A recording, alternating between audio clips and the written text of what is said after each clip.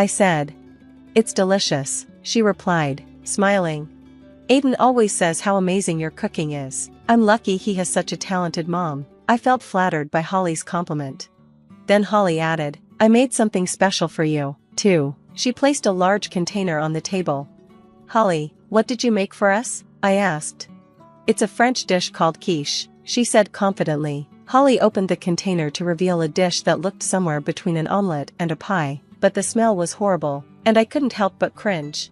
The surface was burnt, and the inside was a gooey, undercooked mess with a fishy odor. You just mix the dough and bake it, so it's easy to make, Holly said confidently. Oh, is that so? I replied. Should we reheat it? It's delicious cold too, so it's fine, Holly insisted.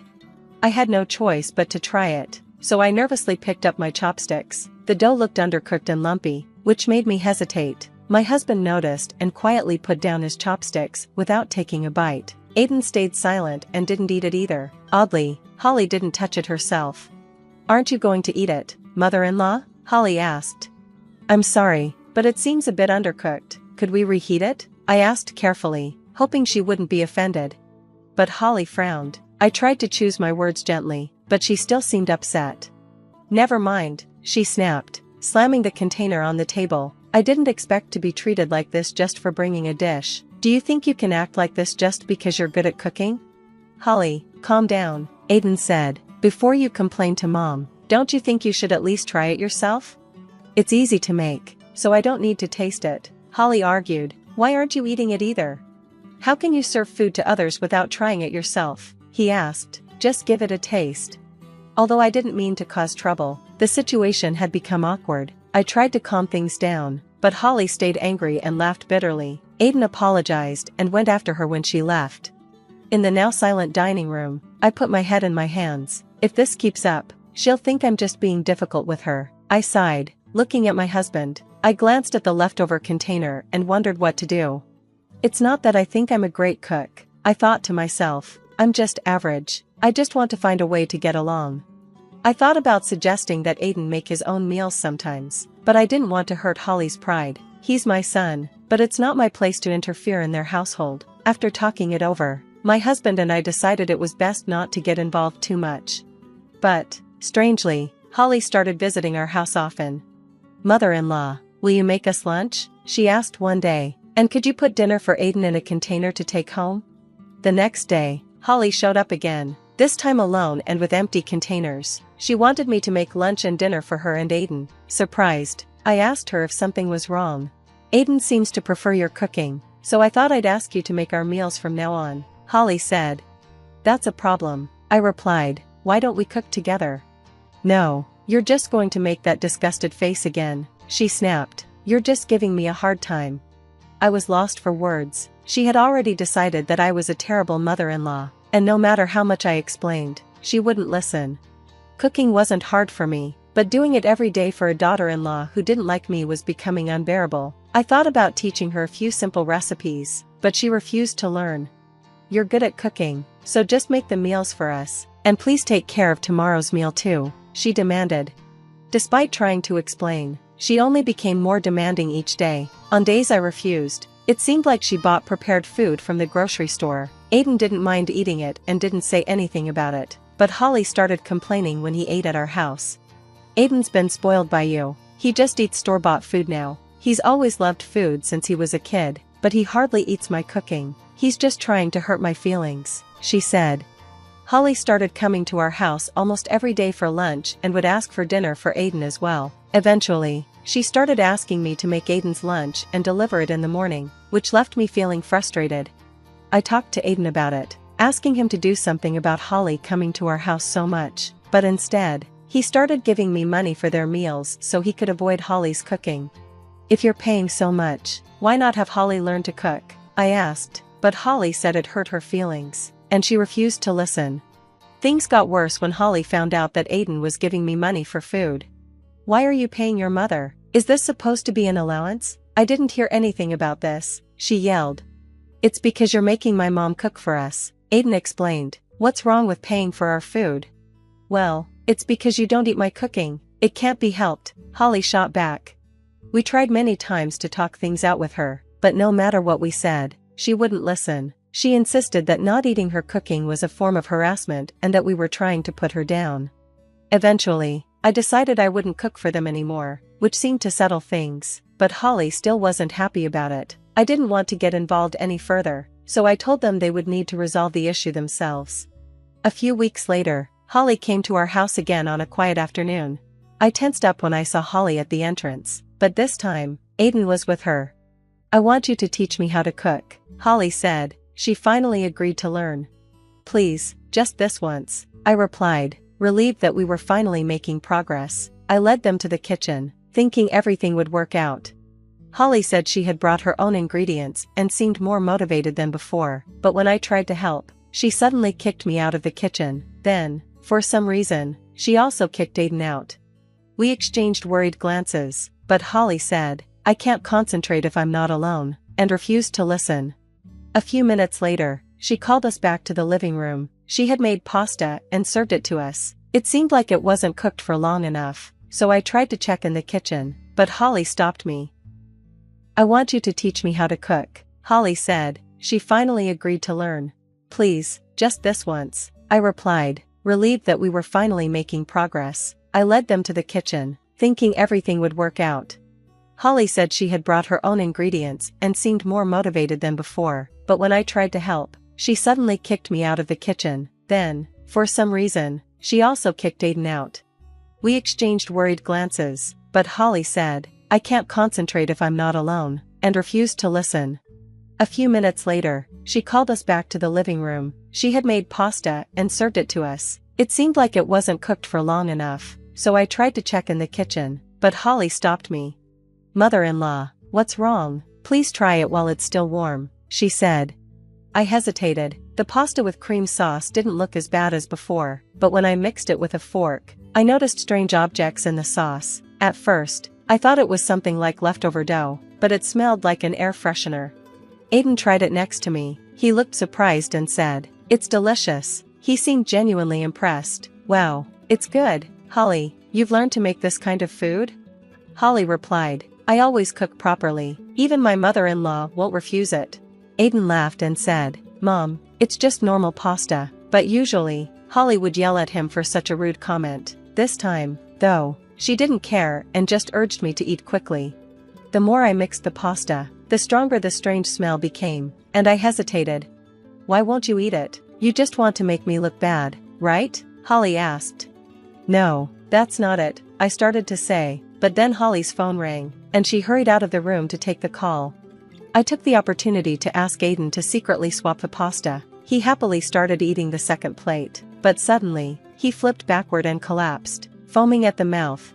I screamed, "What happened? Why did Aiden collapse?" Holly rushed back to Aiden's side as I called for an ambulance. She looked confused and asked, "What happened to Aiden?" Aiden was taken to the hospital, and my husband and I joined him. We felt a little relieved when we saw Aiden lying in the hospital bed, but Holly, still acting confused, asked, "Why did Aiden collapse?" Before we could say anything, she pointed at me and said, "It should have been you. Did you force Aiden to eat it?" "What on earth are you talking about?" I asked, shocked. "Holly, what did you do?" My husband and I were trying to get answers from Holly, but she just kept accusing me. She said the most outrageous thing. "You insulted my cooking, so I thought I'd get back at you," she said coldly. "Get back at me?" I asked, confused. She continued, "It's also my mother-in-law's fault that Aiden won't eat my cooking. Aiden has always been on her side." Neither Aiden nor I had ever tried to do that, but Holly seemed to think we hurt her feelings. "Yes, you did," Holly replied. "That's why I thought everything would be peaceful if my mother-in-law wasn't around." It became clear that Holly had put something harmful in the pasta she served me. The white residue in the sauce turned out to be detergent. Luckily, no one was seriously hurt, but if things had gone wrong, Aiden could have been in a much worse condition. Aiden should have noticed the strong smell, but I couldn't just sit by when things went beyond simple cooking issues. "If you think it would be better if I wasn't around, all you had to do was try harder at cooking," I said, "but as long as I'm here, Aiden will always be on my side." Holly didn't seem to understand how serious things were, and I was disappointed by her attitude. My husband shook his head in disbelief at her childish response. "That's enough, Holly," he said. I'd like to talk to your parents too. What? Why? Holly asked, confused. Because talking to you doesn't get us anywhere, my husband replied. After Aiden recovered and was discharged from the hospital, we arranged a meeting with Holly's parents. Even though she was very reluctant, I called her parents first to explain the situation. I deeply apologize for the tremendous trouble our daughter has caused you, I said. Oh no, it's something my mother needs to apologize for, Holly's mother, Kate, replied.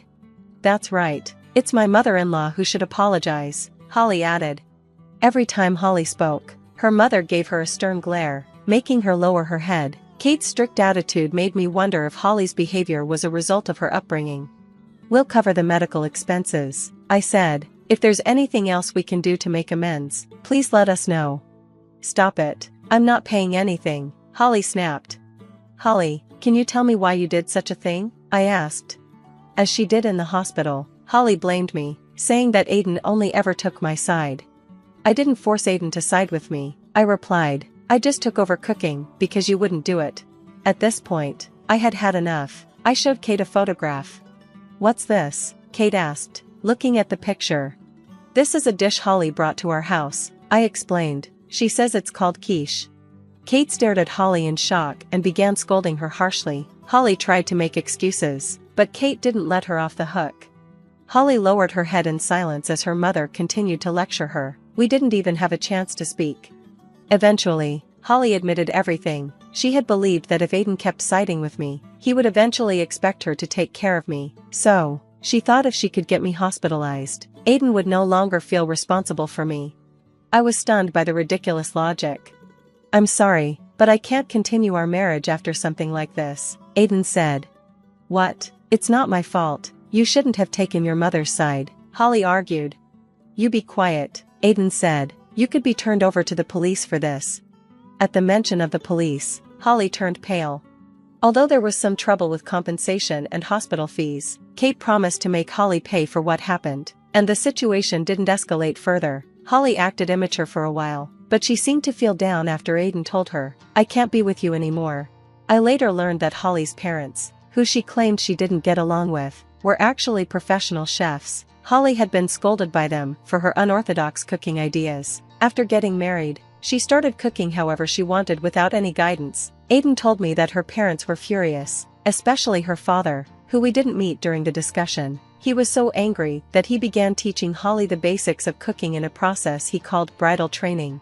This made me realize that I needed to teach my son basic household skills too. Aiden, while enjoying having someone cook for him, started making simple dishes on his own. He even asked me to teach him how to cook, and sometimes he comes over to cook meals with me.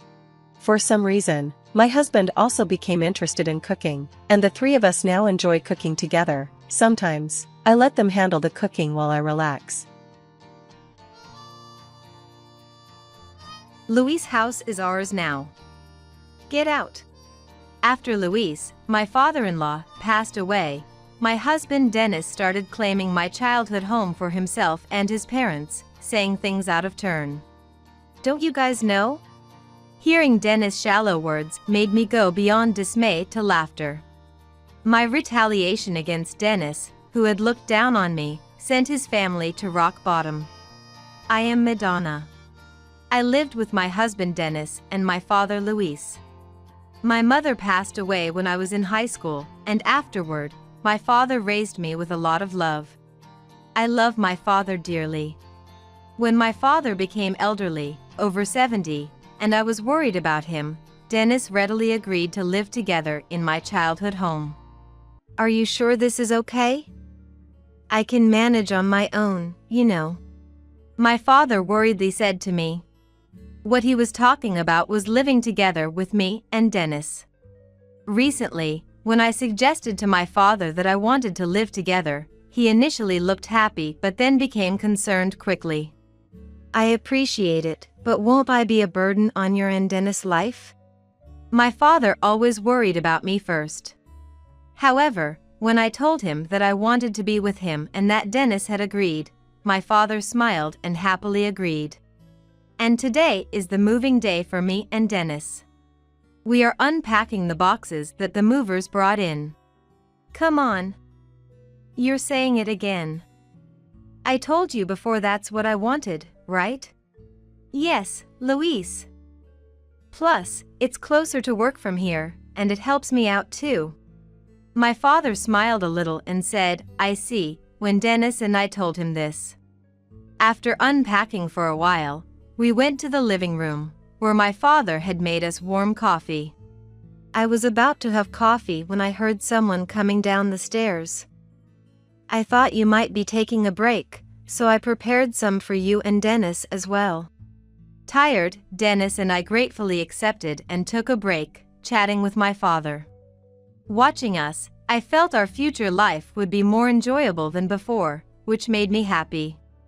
After resting for a while, Dennis and I went back to our room to continue unpacking. Rolling up our sleeves, we motivated ourselves to push a little further. Hey, you can quit your job if you want. Stay by Luis' side. While working, Dennis made an unexpected suggestion. I stopped, surprised. What? What do you mean? Because, by living here, we've reduced the rent we used to pay. So, you could quit your job and take care of Luis, talk to him. It'd give you peace of mind, right? Currently, Dennis and I both work, and I handle the household chores. Dennis helps with the chores occasionally, but it's been quite busy nonetheless. I was a bit troubled by Dennis' suggestion and told him I'd think about it. Indeed, having more time to be with my father was appealing.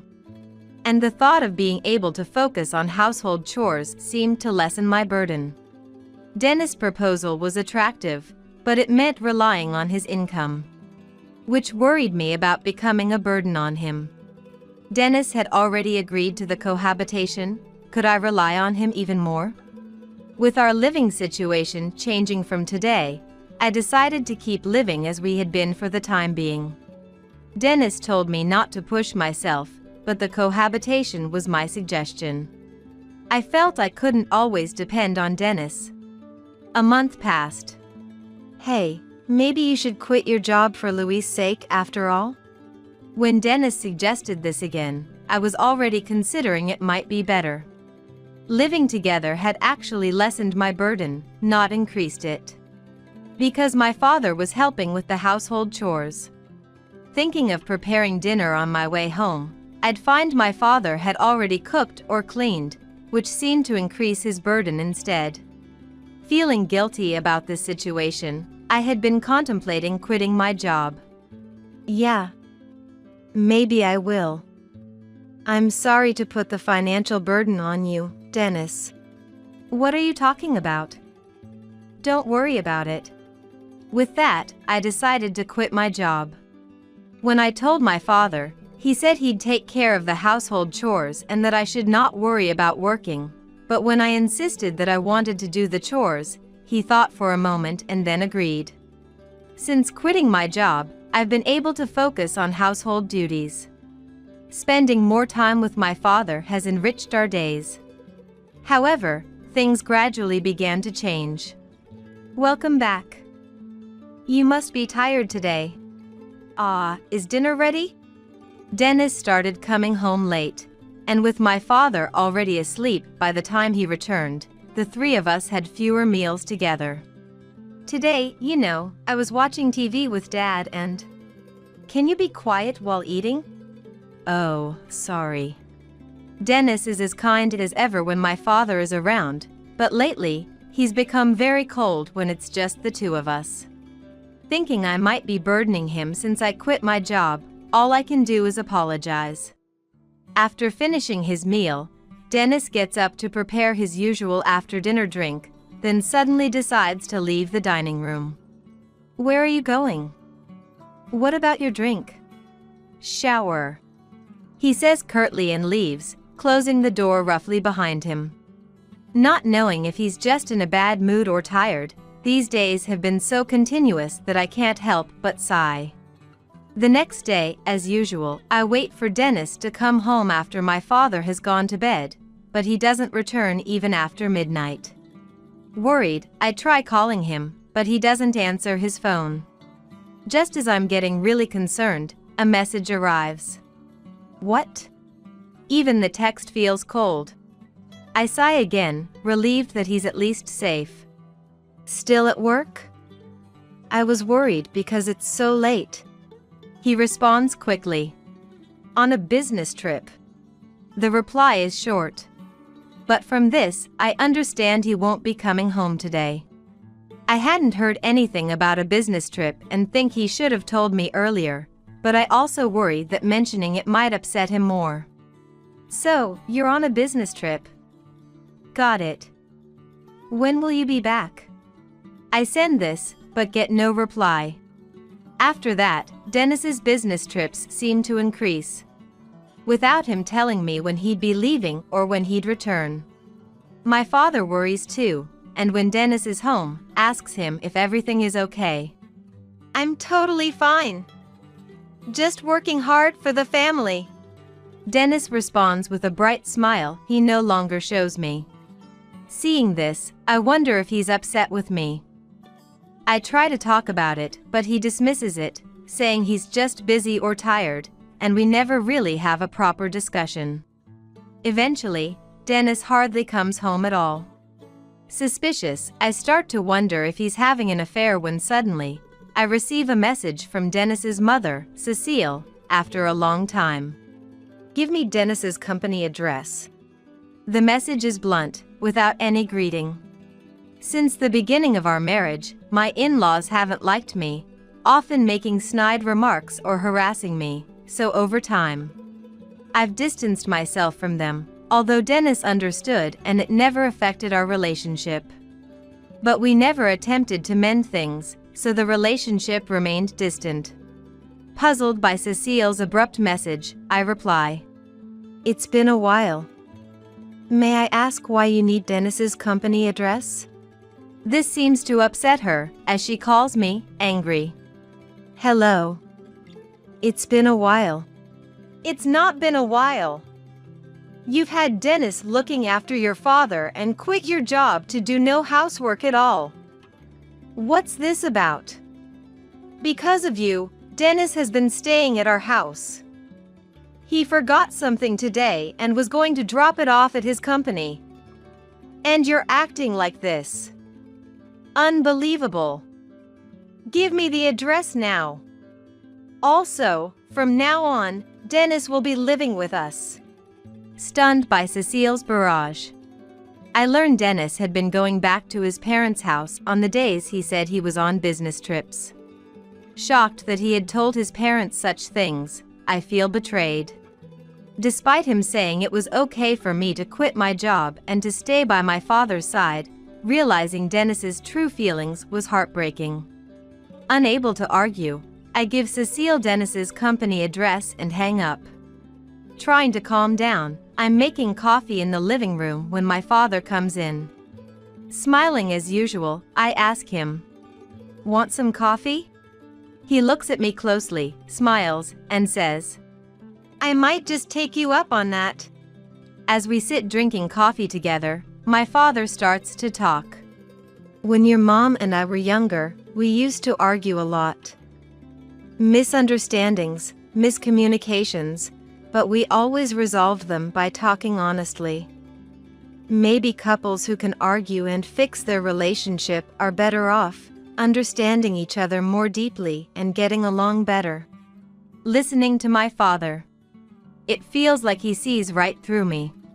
His words resonate with me, and I decide to have a proper talk with Dennis. Yeah. Thanks, Dad. When I told my father, he laughed. Then, after receiving a message from Cecile, I sent Dennis a message saying I wanted to talk. However, Dennis replied that it was too much trouble, making me sigh. Who's making it troublesome? Anger towards Dennis started to bubble up. I wanted to reply impulsively, but I took a deep breath to remain calm. Maybe that triggered it, but Dennis stopped giving me money for living expenses. He wouldn't answer my calls anymore, and my messages about the living expenses were ignored too. His selfish actions were making my love for him fade. Was there any point in staying married? The thought of divorce crossed my mind. I was disillusioned with Dennis for being so irresponsible and selfish. But not wanting to worry my father further, I put the thought of divorce on hold and decided to use my savings from before I was married to get by. I had gotten used to life without Dennis, enjoying my days with my father. Then one day, my father collapsed. He was rushed to the hospital, where I was told he didn't have long left. I broke down crying there, unable to comprehend the doctors' and nurses' words. When I went to my father's room, he was conscious, forcing a smile and apologizing for worrying me. I took his hand, trying my best to smile back despite my swollen eyes. "What kind of face is that?" My father laughed, looking sad, making me feel like crying again. Since my father would be hospitalized, I went home to prepare some changes of clothes. Alone at home, I started crying again. The house I grew up in, filled with too many memories, felt unbearable to be in alone. While I was crying, my phone rang. Thinking it was the hospital, I checked to find a message from Dennis. "We live separately now. Take care of your own living expenses. Why don't you use your father's pension?" The moment I read it, I threw my phone in anger. That was the moment my feelings for Dennis completely vanished. Shaking with anger and sorrow, I tried to calm down, wondering what my father would think of me now. Somewhat calmer, I washed my face and finished preparing to go back to the hospital. Just then, the mail arrived with news that seemed like a blessing to me at that moment. After seeing it, I firmed up my resolve, left the documents at home, and headed to the hospital. My father's condition worsened, and I realized our goodbye was near. I spent my days at the hospital laughing and talking with my father, and crying when I returned home. Eventually, my father passed away peacefully. I was able to watch his final moments as if he was sleeping peacefully. I was devastated but also grateful for everything he had left me. With my relatives' support, we managed to hold the funeral without issue, but Dennis and his parents never showed up. I hadn't informed them of my father's death, so I had no expectations. However, Dennis showed up days after finishing my father's posthumous affairs, nonchalantly with a lot of baggage. "Long time no see. Luis passed away?" Seeing Dennis, I felt a rush of anger, but managed to keep my composure. "What do you want? What's with the baggage? No way to greet, huh? Isn't it obvious? Your husband is back. Also, this is my parents' stuff." "Excuse me?" Hearing the word husband from Dennis was extremely unpleasant. I couldn't believe someone who had left on his own, stopped contributing to our living expenses, and lived as he pleased dared to refer to himself as my husband. "You were waiting for me, right? No job, struggling with living expenses, and having to take care of your father alone." Speechless with joy? Or rather, you fell for my plan. Dennis mentioned a plan that caught my attention, and I asked what he meant. The unbelievable response came back. "Luis moving in? I hated that idea. Living with Luis? You must be joking. But if I said that, you might consider divorce. And if we divorced, I wouldn't get this house. So, I moved in with the act of a loving husband, made you jobless, to ensure you and Luis would depend on me. That way, this house would become mine." Hearing this, I found myself glaring at Dennis unconsciously. This is not something a normal person would think of. The shame of having married such a person, and the overwhelming guilt towards my father made me tremble with frustration. "You say that yet you leave and stop providing for us. Isn't that contradictory?" At that, Dennis began scratching his head, looking annoyed. "Yeah, I reached my limit of patience.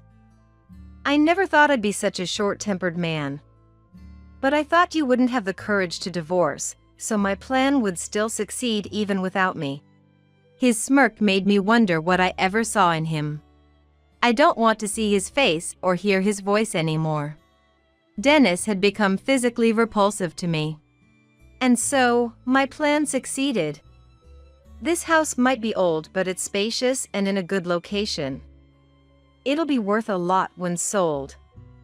From today, I'll live here with my parents.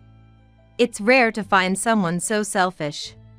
He must have never learned about morality.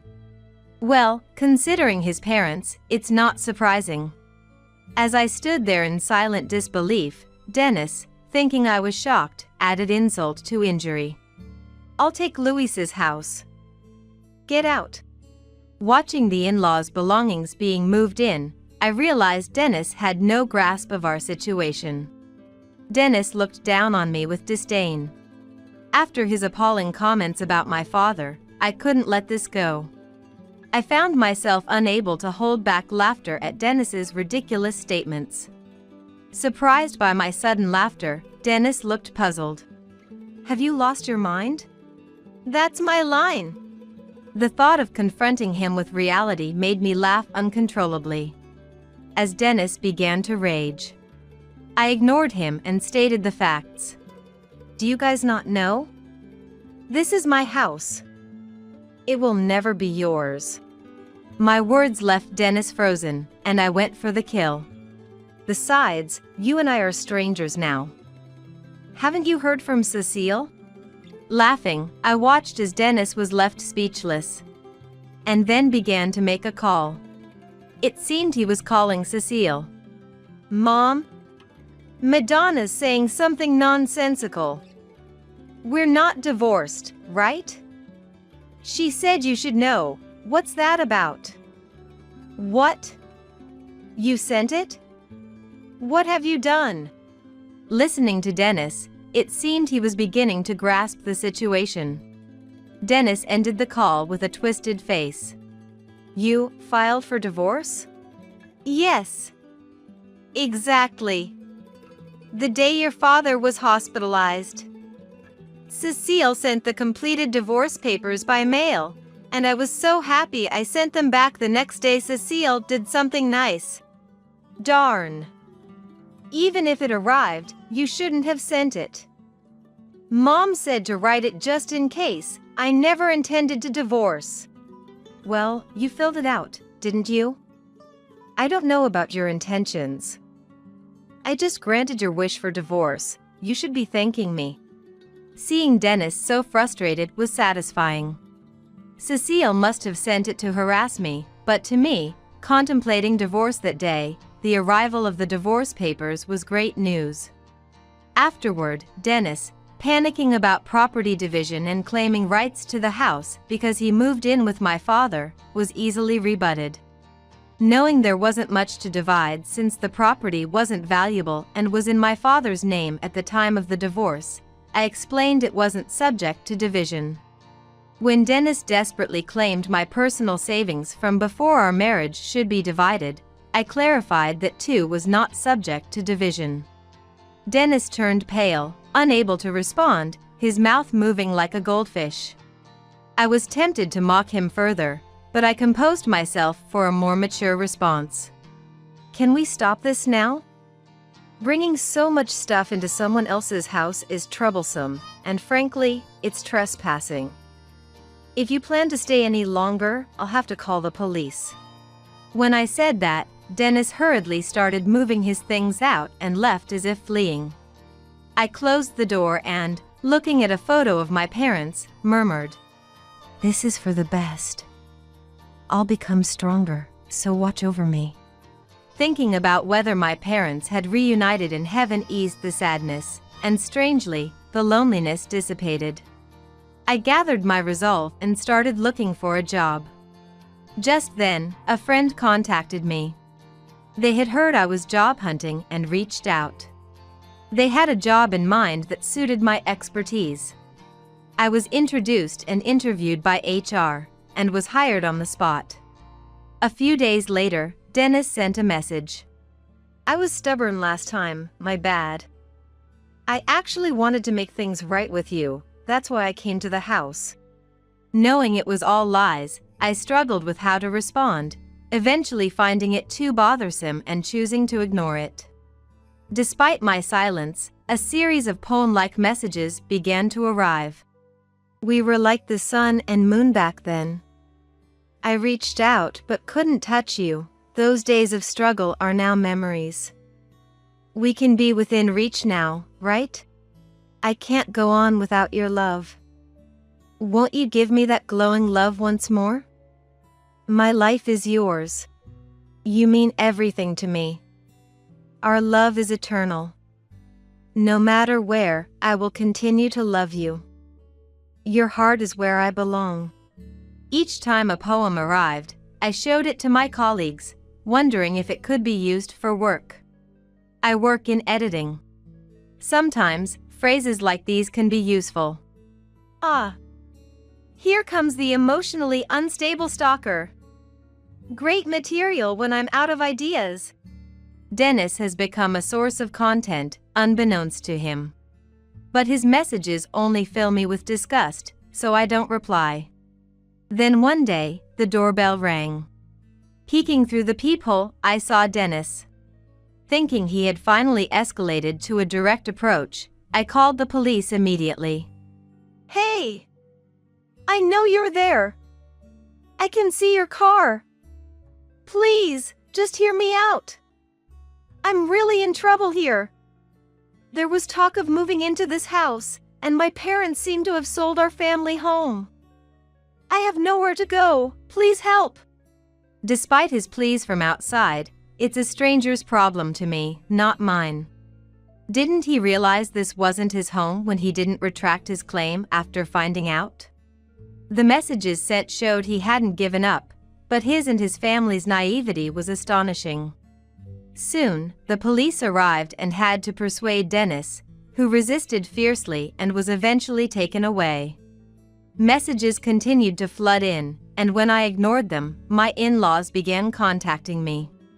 Initially, they called, but as I ignored them, they resorted to messaging. How could you know we're in trouble and not help? Call us back immediately. Why not have a proper discussion once? We were family, after all. Isn't this too cold? We had to sell our home because of you, now living in an old apartment. Why won't you vacate the house? You received an inheritance from your father, right? We quit our jobs, expecting not to struggle. Take responsibility. Herman, my FIL, said this, and it was clear the apple didn't fall far from the tree. Did they really think their decisions would just work out? Their messages were infuriating. How much more could they belittle people? I had planned to ignore them, but ended up blocking Dennis and my in-laws. I considered changing my contact information, but didn't want to go that far because of them. I was at my limit of patience. After blocking them, I hoped for a peaceful life, but my expectations were naive. Later, my former in-laws showed up at my house. As much as I wanted them to stop, being known made such situations inevitable. Yet, leaving this house full of memories was unthinkable. Come out already! Don't you know we're in trouble? Fix your mood already. I'm saying we should get back together. Ignoring someone in trouble is questionable behavior for anyone. The doorbell kept ringing. The front door was being pounded on.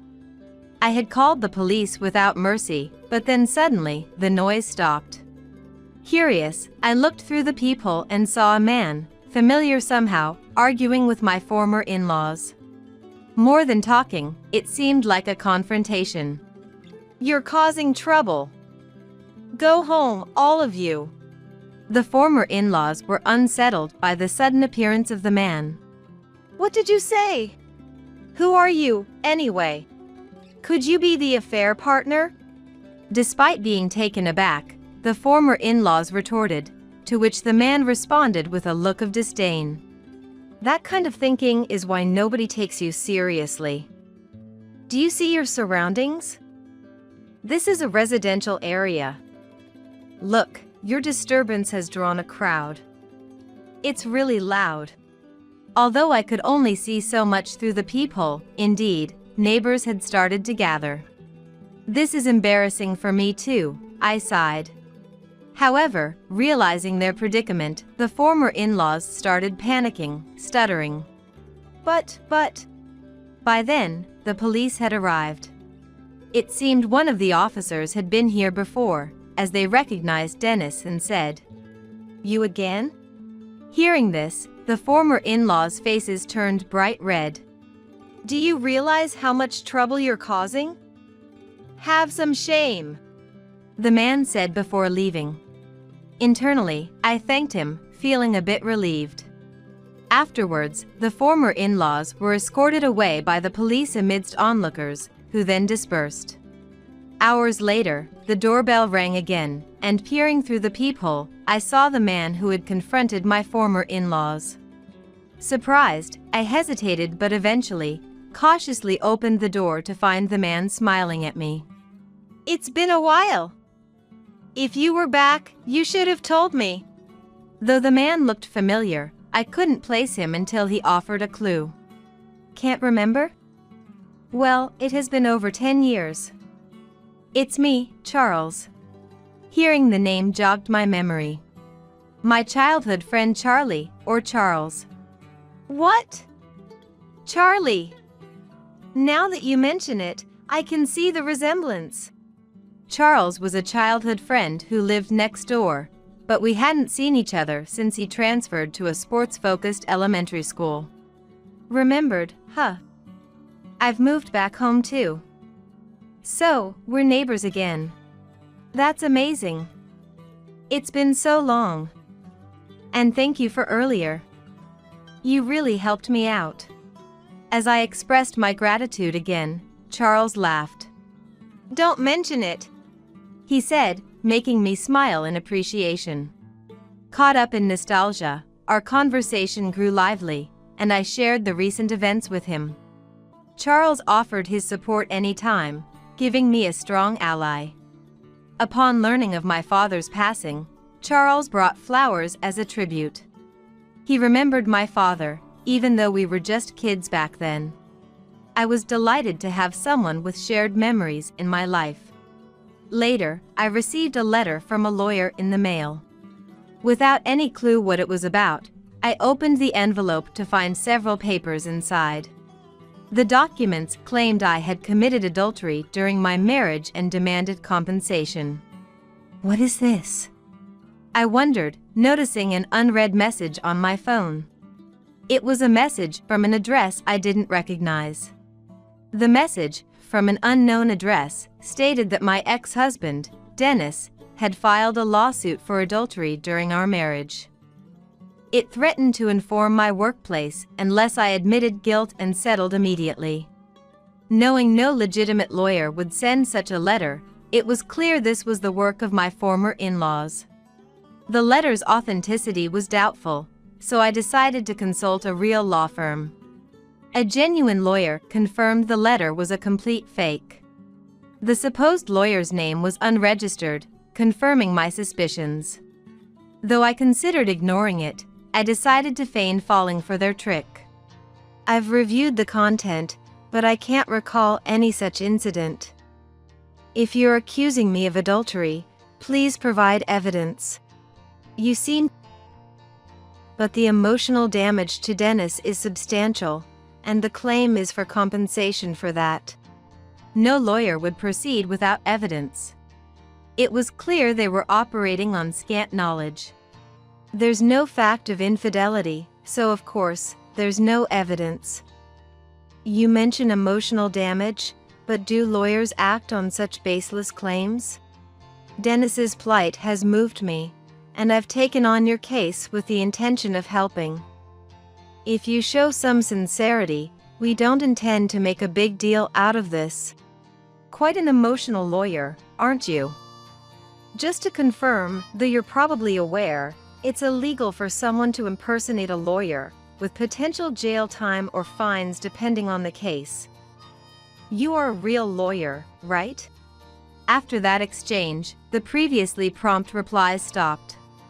Wondering what their next move would be, I received a message. Of course, I'm real, but I've been persuaded by your passion. We decided to drop the lawsuit.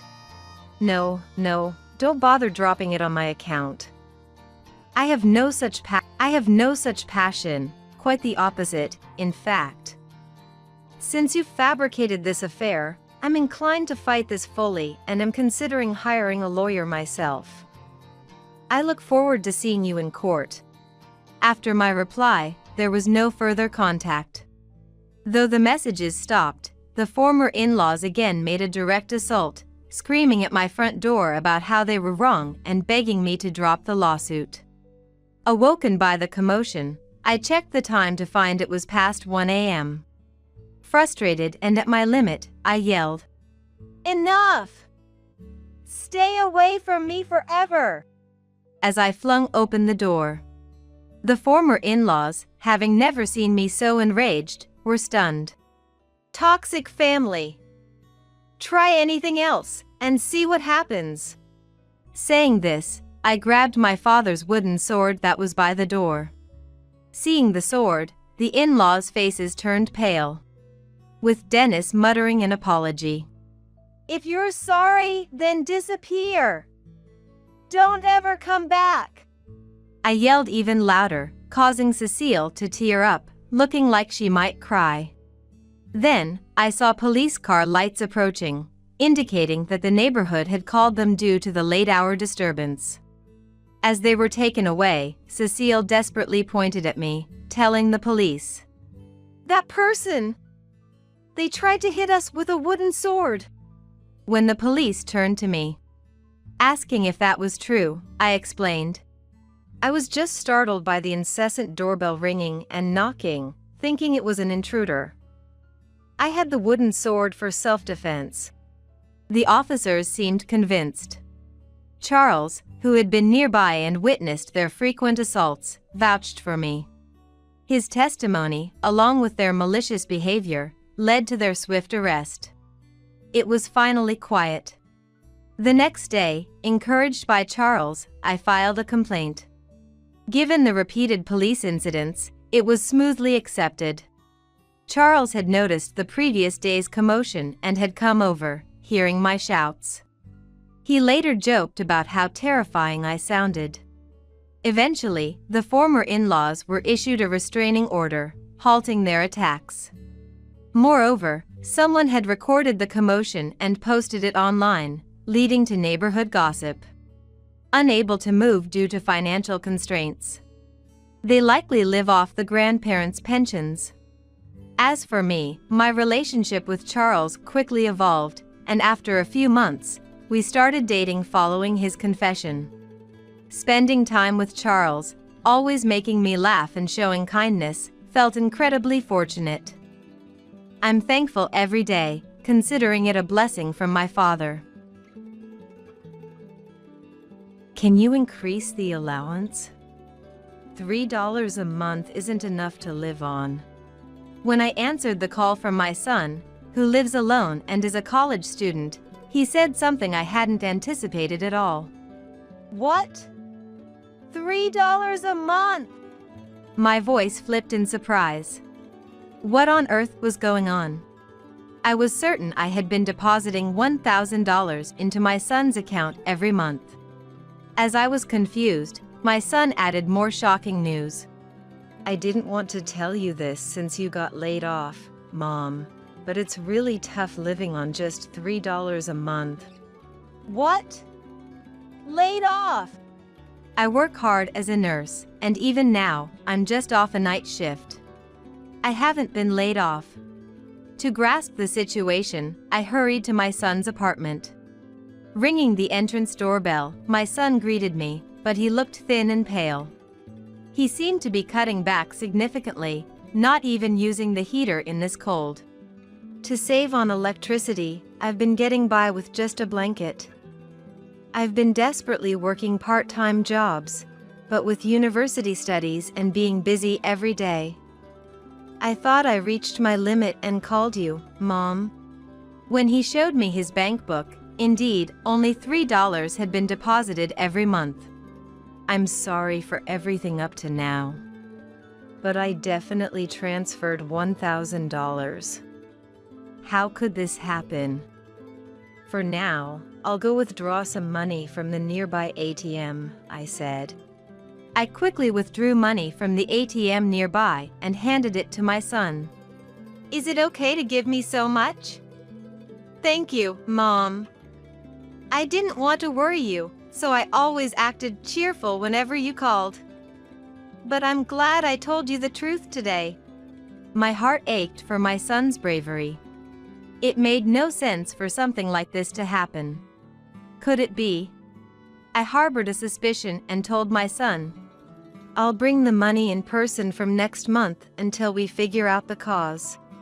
After I started handing the allowance to my son in person, my husband confronted me with a demonic expression. Hey! Today's the day for the son's allowance, isn't it? Haven't you been slacking off? My name is Vivian.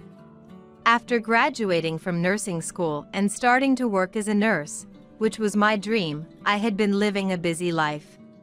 I had no luck with love and never really had a boyfriend, but I wasn't too bothered about it. I was hoping for a nice encounter someday, to date someone wonderful, taking things easy. However, it seems my parents were worried about me.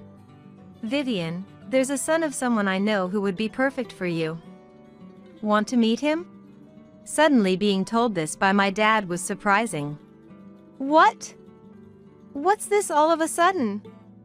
Is this some kind of setup? No.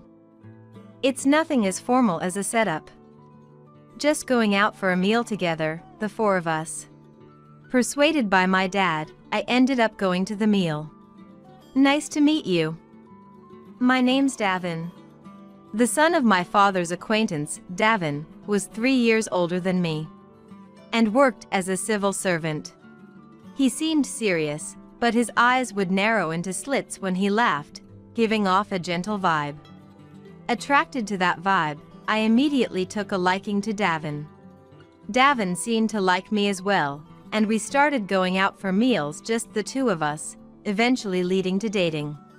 We got married about 2 years after we started dating and bought our first home at the same time. Me, who had never had a boyfriend for so long, things progressed smoothly after meeting Davin, surprising my father. He was more than surprised, he was delighted, and at the wedding, he was moved to tears.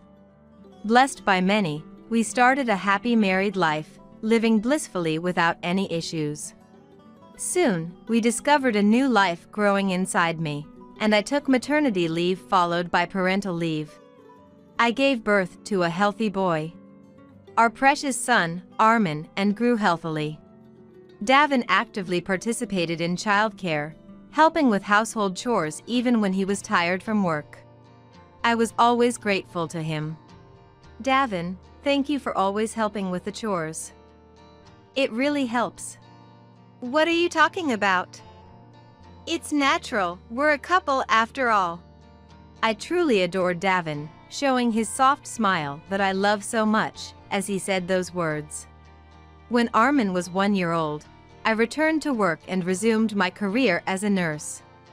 Davin and I cooperated with dropping off and picking up from daycare, and we were able to support each other through daily life. As time passed, Armin became a high school senior. I turned 47, and Davin reached 50.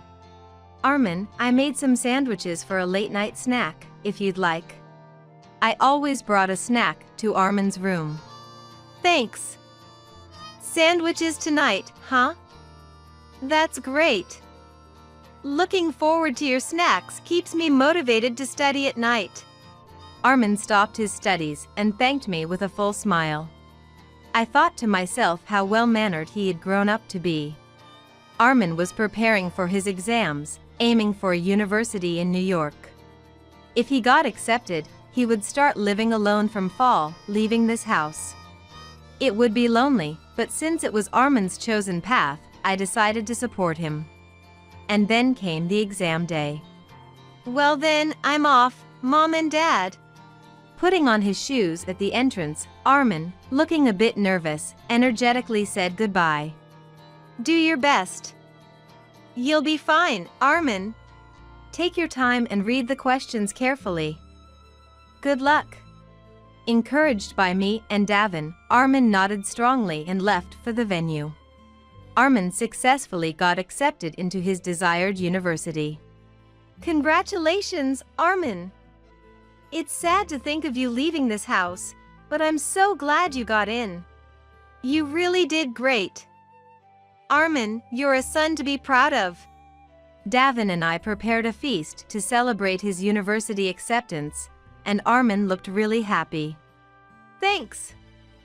It's all thanks to the two of you supporting me. I'll do my best in my studies at university. Thus, from fall, Armin's living alone in New York was officially decided. To earn the money for Armin's living expenses, I decided to actively take on night shifts that came with extra pay. I was managing the household finances, and we had decided on a $1,000 allowance for Armin. Though I felt guilty about often leaving the house empty at night since I was a wife, I thought it was necessary for the allowance. However, Davin supported me without ever showing any displeasure. Vivian, thank you for working so hard. The plan for Armin's allowance is $1,000, right? I thought it would be tough to keep that amount every month, so it's really a big help. I'm the one who's grateful, Davin. Your cooperation in various things has been a huge help. With Davin actively doing the cooking and other household chores, I was able to work without worry. In the fall, Armin moved into the apartment we chose together, and we started the allowance. I transfer $1,000 to Armin's account every month. And in no time, several months passed. Did you make sure to transfer the $1,000 to Armin this month? You didn't forget, did you? Davin, concerned about Armin, would check with me without fail every month. Yes, I've sent it. I wouldn't forget. Relieved by my response, Davin smiled. Then, furrowing his brow, he voiced his worries. I wonder if Armin is managing to live on his own okay. If he's keeping up with his classes. I hope he hasn't gotten involved with any strange friends at university. It's okay. He wrote on WhatsApp that he's enjoying university life. You worry too much, Davin. Watching Davin worry so much about Armin, I found it endearing. I kept in touch with Armin regularly, and his cheerful updates reassured me. Time passed, and the season changed to winter. It was when I came home from a night shift and was changing in the bedroom as usual.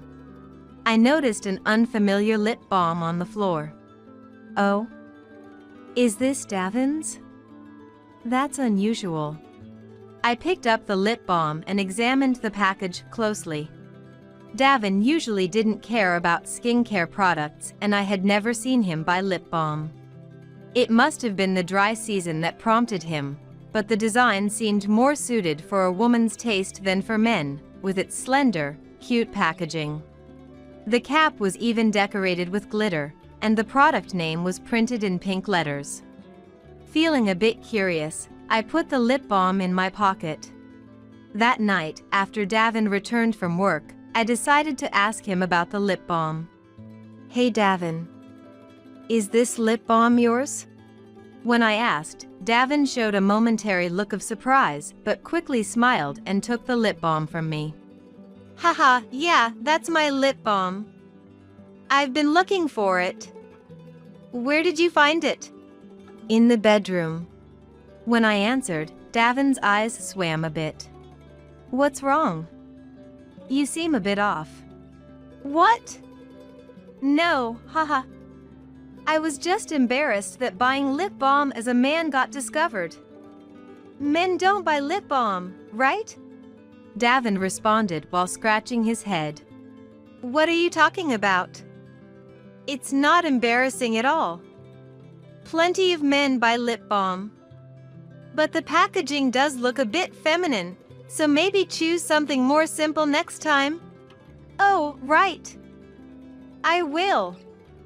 I just panicked and didn't look closely when I bought it. I realized later that I picked up something a bit girly. Anyway, how about we watch a movie tonight? Remember, the movie Vivian wanted to see has just started streaming? Though I felt a bit odd about Davin's attempt to change the subject, I had forgotten all about it once we started watching the movie. About a month had passed since then. As I was about to head home after finishing a night shift, I received a call from Armin. Hello, Armin? It's been a while. What's up? I greeted him cheerfully, but Armin responded with a weak voice. It's been a while. Sorry, I haven't been able to answer your calls lately. Indeed, recently, it had been hard to get through to Armin on the phone. Though I was worried, he always responded later on WhatsApp, so I wasn't overly concerned. It's okay. But you sound a bit down. What's wrong? The words that came back from Armin were unbelievable. Can you increase the allowance? $3 a month isn't enough to live on. What? $3 a month? My voice flipped in surprise. What did he mean by $3 a month? I was certainly sending $1,000 every month. I didn't want to tell you this since you got laid off, Mom, but living on just $3 a month is really tough. What? Laid off? Who was laid off? I had just finished a night shift. I couldn't make sense of the situation, confused. But it seemed Armin was just as puzzled, his bewilderment coming through the phone. Wait, Mom, you were laid off, right? So the allowance went from $1,000 to $3? What? What are you talking about? I'm heading to your apartment right now. Okay, I'll wait. I hung up the phone and tried to rush to the station, but my legs wouldn't move properly due to the shock. My heart was pounding, and I tried to calm myself down with deep breaths. Then, slapping my cheeks with both hands to psych myself up, I started walking to the station. Taking the bus and arriving at Armin's nearest station. I called him again to say I'd be there soon. When I rang the doorbell at Armin's apartment entrance, he soon peeked out. Welcome, Mom. Armin looked thin and pale, as if he might collapse at any moment. Armin. Seeing him like this, my heart ached, and I felt tears welling up. Inside, the heater wasn't on despite the cold. You haven't turned on the heater. You'll catch a cold, let's turn it on. No, we can't. It costs too much. I'm getting by with just a blanket. Armin shivered as he spoke, and I quietly told him.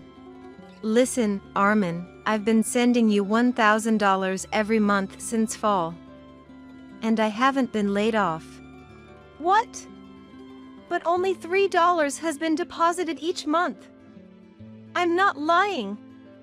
That's why I called you, Mom. I've been desperately working part-time, but with university studies and being busy every day, I thought I reached my limit and called you.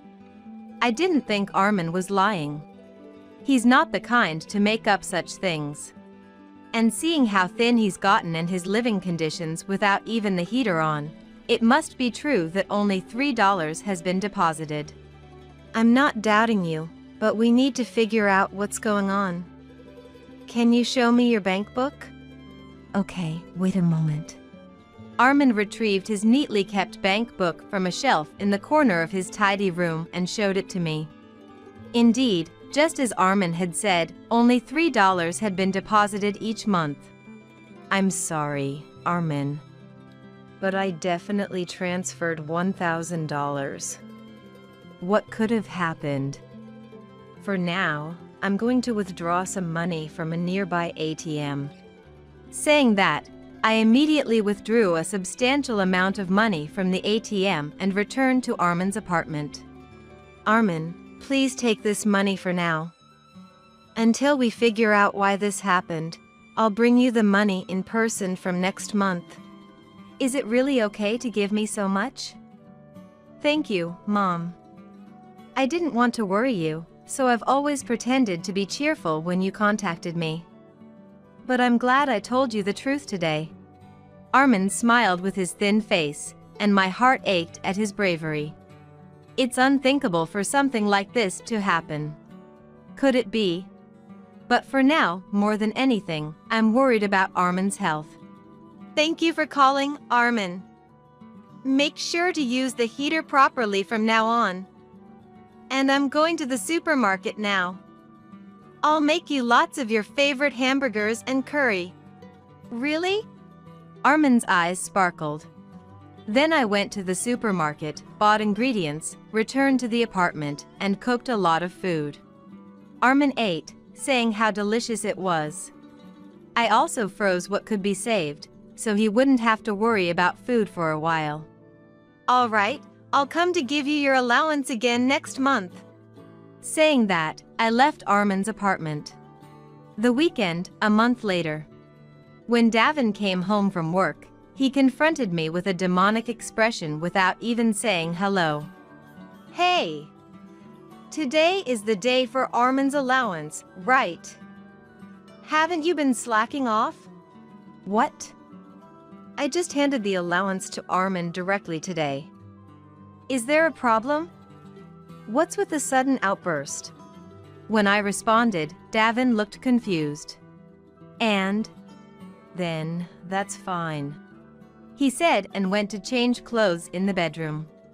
After changing into his loungewear and coming back to the living room, I immediately questioned him. Why did you think the allowance hadn't been sent yet? Well, that's because it's payday and the day to send Armin's allowance, but Vivian didn't report it. So I was just a little concerned. Let's end this conversation. Davin, angry and trying to quickly end the conversation, was definitely acting strangely. Then I have another question. What now? Davin raised his voice in annoyance. Remember the lip balm found in the bedroom? You said you bought it, but was it actually from someone you're having an affair with? No! That's not it at all! Davin immediately denied loudly. Continuing. That lip balm is mine!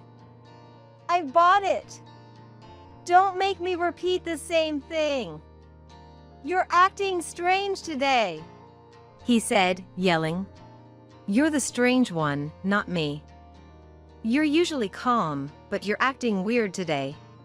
I countered, and Davin raised his voice in denial. I'm not strange. I'm doing fine. Really? Well, I knew something like this would happen today. That's why I invited some guests over. People you know very well. I said and opened the door to the room we use for guests. Everyone, thank you for waiting. Please come this way. As I called out, 3 people appeared in front of Davin. Nadia! And Dad and Mom too! Davin was evidently shocked, his eyes widening as much as possible. The woman called Nadia muttered with a displeased tone. Ugh, this is the worst! And sat down at the dining table with an arrogant attitude. The in-laws glared at Davin, whose face turned pale immediately. Flashback to 3 weeks earlier. I consulted my father-in-law, a former bank employee, about why only $3 was being deposited into Armin's account. He immediately investigated, and it turned out there were 2 accounts under Armin's name. Davin was the one who went to open Armin's account. Though I said I would do it, Davin insisted. Let me handle it! And took the initiative. According to the bank staff, Davin had opened 2 accounts under Armin's name, claiming one for living expenses and the other for tuition. The card and bank book for the account I was depositing $1,000 into each month were in Davin's possession. Davin had persuaded Armin. I'll manage one of the accounts for you, so I'll keep the card and bank book. He said, somewhat forcibly taking the card and bank book. And so, Davin was withdrawing the $1,000 I transferred every month. To make it seem like he was still providing support, he deposited $3 into the account Armin had. Knowing the truth, I felt a surge of anger and wondered what Davin was doing with the $1,000 each month.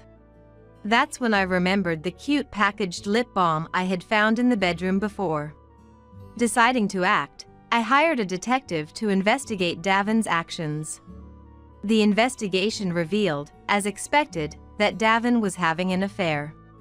The other woman's name was Nadia, and she was one of Davin's subordinates. Davin had been frequently bringing Nadia to our home while I was on night shifts. With the evidence gathered, today I called Nadia, along with my in-laws, to confront Davin about his infidelity.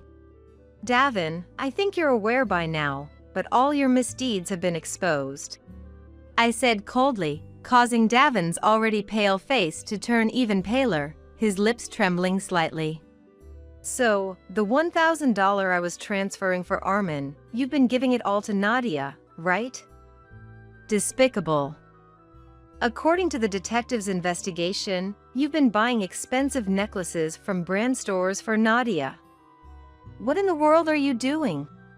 As I confronted him, Davin snapped back. It's not just that. I didn't spend all $1,000 on gifts. Nadia's mother has been sick. She's been hospitalized for a long time with a serious condition. I was helping out with her medical expenses. I was just trying to help people. Davin seems to claim this. Nadia, is that true? Was your mother really sick? Remember, lying will only make things worse later. Please tell us the truth. When I asked Nadia, she sulked for a while before responding. It's a lie. Obviously, it's a lie. My mother is healthy and working in the fields back home. The sickness was a lie. What? You lied to me. Don't mess with me. How much money do you think I've given you? Davin yelled, furious. However, Nadia, unfazed and mockingly laughing, said, "Huh. It's your fault for being deceived. Ah, I thought I found a good cash cow. Time's up, I guess. I was hoping to milk it for a few more years, but what a miscalculation. Cash cow. You said you loved me, was that also a lie? Hey, your feelings for me were real, right? You love me, don't you?" Davin, in his anger and confusion, seemed to forget that I and his parents were present. I wish I hadn't had to see my husband like this. Seeing Davin cling to a younger woman was disgraceful and nauseating. I felt like vomiting but managed to hold it back. Look, why would a young and cute girl like me seriously fall for an old man like Davin? Ridiculous. How much worth do you think you have? Take a good look at yourself in the mirror. Nadia laughed heartily. Though what Nadia said was true, her sheer audacity angered me. So, that's how it is. Davin was stunned, and I thrust 3 documents at him. One was the bank transaction history, the second was evidence of the affair, and the third was divorce papers. Divorce papers? Are we getting divorced? Davin was fixated on the third document, the divorce papers, without even looking at the first 2. Of course. Why should I continue to be married to a scum who spends his son's allowance on his mistress? Well, that's... I didn't intend to get divorced. I mean, it's a separate issue. Davin's ridiculous excuses made me snap and I yelled at him. You didn't intend to get divorced, but you cheated. And what you did to Armin is unforgivable. Is this how a parent acts? $3 a month isn't enough to live on.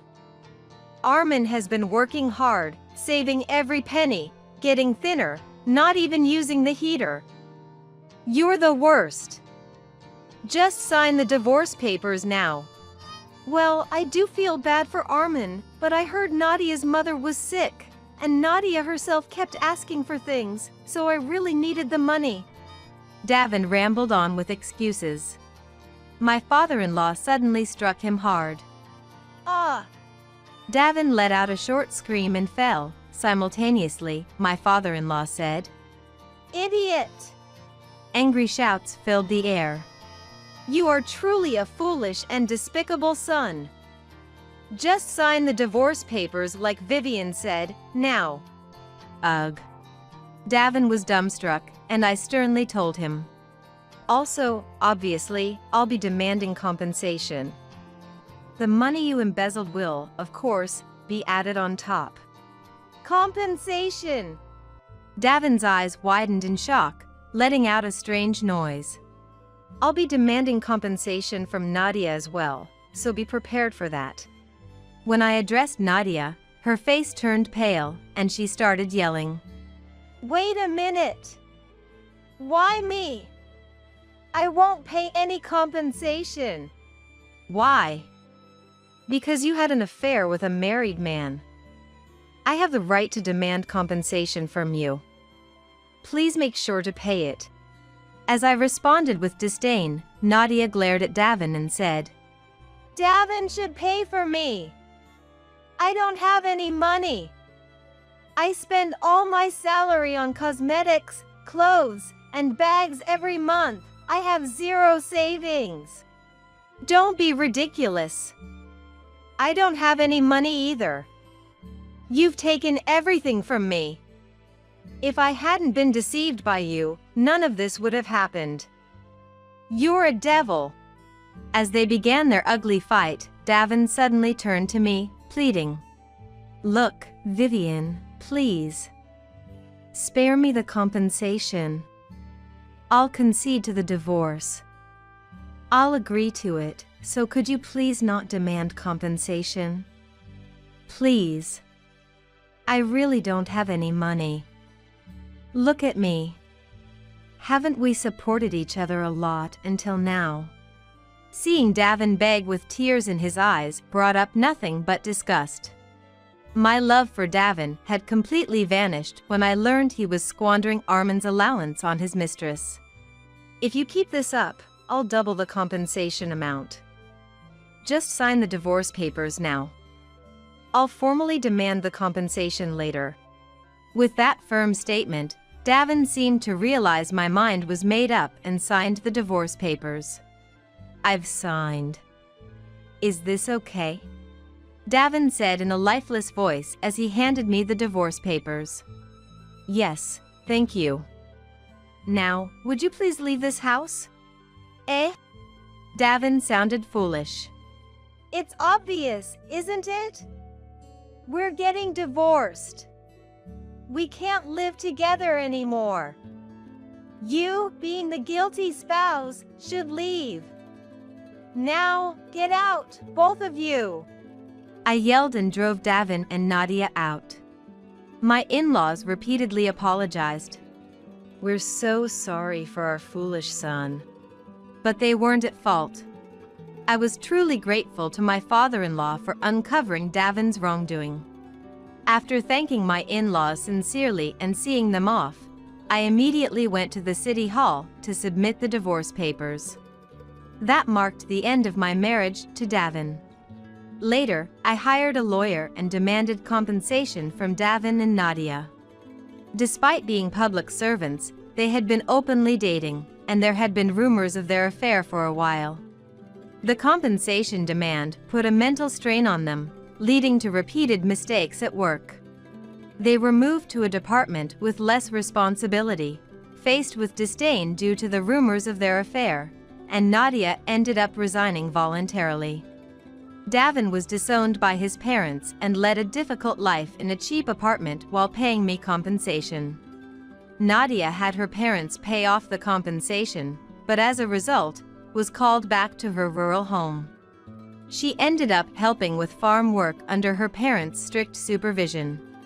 I received a call from Nadia's parents apologizing earnestly and learned of her current situation. They assured me they'd keep a close eye on Nadia to prevent any more wrongdoing. Eventually, I sold my home and moved closer to Armin's apartment. We often meet and update each other on our lives. I informed Armin of the divorce the day it happened. Davin had lied to Armin, claiming I was fired and could only send $3 a month. Armin was shocked to learn the truth from me. That can't be. Was it a mistake? Dad was always so kind. Hearing Armin's tremulous voice pained me. Indeed, Davin had been a kind husband and father. But everything changed once he started the affair. Thinking back to our happy family life hurts, but I can't dwell on the past. I must move forward. Armin gradually recovered from the shock and eventually regained his cheerful demeanor. Time passed, and Armin graduated from university. He secured a job at a renowned company, marking the end of my parenting duties. I continue to work hard as a nurse and will keep doing so as long as my health allows. My in-laws, who sent their congratulations for Armin's graduation, and I maintain a good relationship, leading a fulfilling life both personally and professionally. Wait, are you trying to use the bathroom? Dirty old people are banned from using it. We use that toilet too, you know. If you guys use it, our brand new toilet will get dirty immediately, won't it?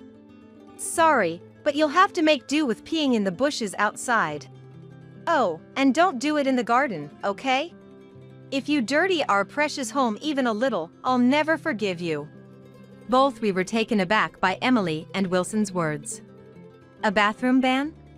That's just unthinkable. No matter how much they dislike us, such behavior is inexcusable. We have endured harsh words from our son and his wife before. As we're the kind of people who dislike fights, we've always quietly accepted their treatment. But now, we've reached our limit. We need to make it clear what happens when they make enemies of us. I started plotting a scenario for revenge. I'm sure this plan will work. My name is Sarah, a 62-year-old homemaker. I live with my husband. I met Johnson, my husband, at the company where we used to work. After Johnson's persistent pursuit, we started dating and smoothly transitioned into marriage. I was blessed with a son with Johnson. A lively boy. We named him Wilson and raised him with care. Wilson grew up healthily and eventually found a job. He married a woman named Emily and built a family. I remember the feeling genuinely happy when he first introduced Emily to us. But that happiness didn't last long. Everything went awry when I realized why she had married him. After marriage, they lived with us. One day, Wilson and Johnson were out, and only Emily and I were at home. At first, we were chatting amicably in the living room, but then Emily's mobile phone rang. It seemed she received a call. Sorry, Sarah, it looks like it's from a friend. With that, she excused herself and went back to her room. Left alone in the living room, I decided to clean the house to pass the time. As I was passing Emily's room, I inadvertently overheard her conversation. Her voice was so loud that I couldn't help but hear. Seriously, those old folks are living too long. If they suddenly died, we could get the inheritance. I married into the family for the president's fortune, but this is just hell. Her words felt like a cold shower to me. Actually, Johnson's father was the president of well-known top-tier company. However, the company was set to be inherited by his brother. Still, being part of the president's family, Johnson had some share of the wealth. It turned out Emily had married Wilson with that very intention in mind. They probably believed that once we passed away, the inheritance would become theirs. In fact, we had always treated Wilson and his wife with this in mind. Such behavior couldn't be tolerated. I shared this with Johnson that night. Initially, he was shocked, saying, "Really?" but he trusted my words. After discussing, we decided not to act immediately but to observe if Emily would reveal her true intentions. Maybe, in the meantime, she might change her attitude and start treating us like a real family. It was a decision made with the faint hope. But things didn't go as expected. To test Wilson and his wife, we observed their behavior. We invited them out, asked for help with chores, and so on. Gradually, they seemed to find us a nuisance, and their attitude changed. "Wilson, you're free now, right? I'm sorry to ask you, but can you give me a hand to do the laundry? My back hurts." One day, seeing Wilson relaxing in the living room, I asked him. Although Emily had been the one to speak harshly that day, Johnson suspected they might be in this together. We suspect that maybe Wilson feels in the same way. So, I started to approach Wilson to understand his feelings. At my request, Wilson looked up from his mobile phone, sighed with annoyance, and said, "Can't you do that yourself, Mom? You're a mother, after all. Shouldn't you be able to handle the household chores by yourself?" He then returned his gaze to his mobile phone. It became clear that he had no intention of helping. His attitude seemed to say, "I have no intention of being a family with you." This thought sent a chill down my spine. Don't say that. Family should help each other when in trouble. You have your own family now, Wilson. You need to act responsibly. My voice trembled, reflecting my fear. If my suspicions were true, it meant that even Wilson, whom we had lovingly raised, was betraying us. That was something I couldn't bear. Desperately, I pleaded, "Please help me." But Wilson didn't even look up from his phone or show any sign of getting up from the sofa. His unwillingness to help was evident. Persisting in my request, he let out a heavy sigh and continued. "Look," he continued. "Enough is enough. Yes, you're my mother, but that doesn't give you the right to be selfish. I have a wife, Emily, and I need to work for her. I'm already exhausted every day, and now you're asking me to do chores too? That's cruel. Don't ask us to do such things anymore. We are essentially strangers." Essentially strangers. Those words pierced deeply into my heart. It confirmed my fears. Both Wilson and Emily seem to be after Johnson's inheritance. They seem indifferent to us, thinking as long as they receive the inheritance, that's all that matters. This betrayal from family deeply wounded me. Yet, we couldn't foresee something even worse. I immediately told Johnson about Wilson's possible intent for the inheritance. Johnson, seemingly already convinced. "I thought as much." He nodded. And so, our family dynamics became distorted. Amidst all this, Wilson and his wife decided to move out. When they brought it up, we couldn't help but feel relieved. By then, living with them had become unbearable. Even sharing the same house with them was distressing. They wanted to live in a new single-family home, which would require a significant amount of money. To hasten their move, we decided to provide financial assistance. "Dad, Mom, thanks. Family is indeed valuable."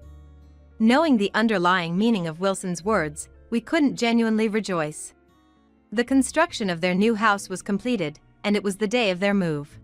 They packed up some of their belongings and left the house. A week later, we visited their new home with a housewarming gift.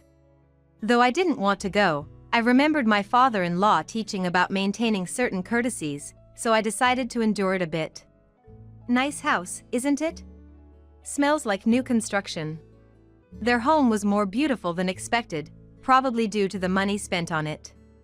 After being shown around various rooms, when we gave the celebration gift in the living room. "Thank you so much," she said. She seemed pleased as she put away the gift. While chatting in the living room, I felt the need to use the restroom. "Where's the bathroom? May I use it?" I said. To my request, Wilson and his wife responded unbelievably. "Wait, are you trying to use the bathroom? Dirty old people are banned from using it. We use that toilet too, you know. If you use it, our brand new toilet will get dirty immediately, won't it?" Followed by his words, "Sorry, but you'll have to make do with peeing in the bushes outside. Oh, and don't do it in the garden, okay? If you dirty our precious home even a little, I'll never forgive you." Their words made me feel dizzy. It was too cruel, regardless of how much they disliked us. At that moment, they were like strangers to me. There was no familial affection left. That's why I decided to start my revenge. I planned to ruin them thoroughly. I secretly devised a scenario for it. Exchanging glances with Johnson, who was just as stunned. It seemed Johnson was thinking the same as me. We don't want to be a nuisance, and since we've given the housewarming gift, maybe we should leave if we're not wanted. There was no reason to stay in their house any longer. We had fulfilled our duty by giving a housewarming gift. If they were going to be that terrible to us, we didn't need to stay. Right. Our presence here only seems to bother them. It's better to leave now. I had anticipated being unwelcome, but to be told things like being banned from using the toilet or to go in the bushes was too much. Yeah, leave right now. Don't want this house getting old and musty because of some old people. Don't stay any longer than necessary. Old people making the house musty? That's just absurd. Realizing how much my own son despised us was a bit of a shock. But I couldn't see Wilson as my son anymore. I'd deal with these conflicting feelings later. For now, the priority was to leave. And don't come over unless absolutely necessary. We've got your gift, so you're of no use to us now. Maybe see you at the baby shower, but that's it. Even though she demanded us to leave right away, she still wants a gift. What greedy people. Though giving them gifts was burdensome, we were fortunately not short on money. So, to keep the peace and calm myself, I accepted it. Then let's sever ties. If you despise us so much, it must be hard to continue as a family, right? Anything is fine with me as long as we don't have to deal with you and your family, who are troublesome. Are they high on their own anger? Emily quickly agreed to my suggestion, likely not understanding the consequences of her decision. We gathered our things and left Wilson's house. They hardly even saw us out. But this was just the beginning of our revenge. I couldn't wait to see them fall into the hell we were about to create. I can't help but look forward to that moment. Back home, I shared the revenge plan with Johnson. He said, "This is going to be interesting." He laughed and was in agreement with my plan. They say spouses become like mirrors of each other, and I really felt that was true. Since then, we had been very busy. To complete our revenge, various preparations were necessary. Before we knew it, about a week had passed. Despite being busy, we were leading a calm life without any major incidents with Wilson and his wife. But it seemed about time for a disruption. As I was expecting this, the phone rang. Johnson and I exchanged glances. Sure enough, it was Wilson on the line. I put the call on speaker so Johnson could hear and spoke to Wilson. "Hello, Wilson? What's up? Did something happen?" It was surprising he called so nonchalantly after what had happened. Normally, after such an incident, I'd think it would be awkward to make a phone call. But Wilson, sounding cornered and desperate, blurted out. "What's happened, you ask? What have you two done? Thanks to you, I'm in a terrible situation. Do something about it now." Wilson's statement was disjointed, and I couldn't understand what he was talking about. Of course, I had orchestrated this revenge, so I could guess what might be happening to him. "What exactly do you mean? Tell me everything from the start, I don't understand." Since I had no idea what he was accusing us of, I couldn't respond. Urging Wilson to explain, he started his story in an angry tone. It seemed the trouble started when he went to work after the incident.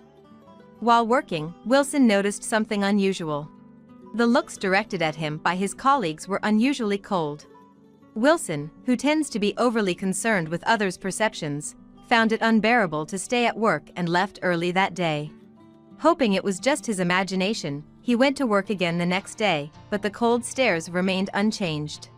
He confronted a colleague about it, but all he got in response was, "Ask yourself." Just that, and they wouldn't tell me anything more. Furthermore, it wasn't just his department colleagues who were giving him cold stares. It seemed as if everyone in the company, from high-ranking superiors to colleagues in other departments, were looking at him with disdain. He felt as if every employee he encountered was regarding him with contempt. Despite racking his brain, Wilson couldn't think of a reason for the cold treatment at work. He hadn't made any mistakes on the job. Eventually, he surmised that my husband, Johnson, a member of the company's founding family, and I must have been involved. What have you two done? Because of you, I can't work anymore. You need to take responsibility. Wilson lashed out at us one-sidedly. Indeed, the frigid reception he faced wasn't a figment of his imagination, it was a part of our scheme. We had promptly informed my brother-in-law about the ordeal with Wilson and his wife. He values us greatly and was furious upon hearing it. Unfortunately, my brother-in-law isn't one to keep secrets. He inadvertently leaked our story to his secretary and other managerial staff. Soon enough, the entire company knew about their misdeeds, and everyone began to scorn Wilson. This is too much. Fix it now. I can't work in that kind of environment. Indeed, someone like him, who is easily swayed by others' opinions, couldn't possibly continue working in such a hostile environment. However, his employment was actually a result of nepotism. He had been lazy during his student days, lacking notable educational achievements or qualifications. Since he couldn't find a satisfactory job, his sympathetic uncle hired him at his company. Could someone like Wilson really manage a proper job search? From my perspective, it seemed unlikely. That company was his only option. Yet, working there under current circumstances was impossible for him. Please, you have to do something. I can't work under those stairs. You caused this, right? Then fix it. He yelled over the phone. But I had no intention of forgiving him. We've disowned you, remember? Why are you asking for help now? That was all Emily's doing. I always considered you and Dad as my family. Families are supposed to help each other, right? So, help me. Indeed, families should help each other. But he had misunderstood the meaning of family. You help because they are your family, not treat them as family only when help is needed. Feeling the conversation was pointless, I ended the call with him. Afterward, my phone kept ringing incessantly, so I blocked his number. That was how we completely severed ties with our own son. Our revenge was far from over. The day after our conversation with Wilson, my phone rang again. This time, it was Emily.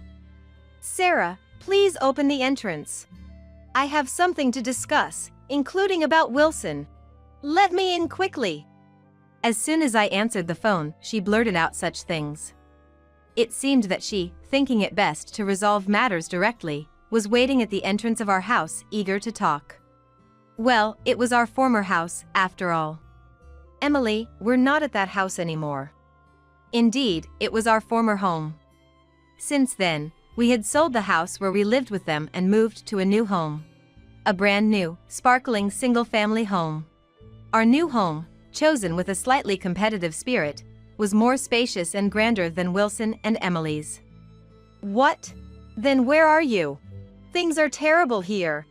If we don't know where you are, how can we receive the inheritance? Tell me your current address. She seemingly failed to comprehend the meaning of disownment.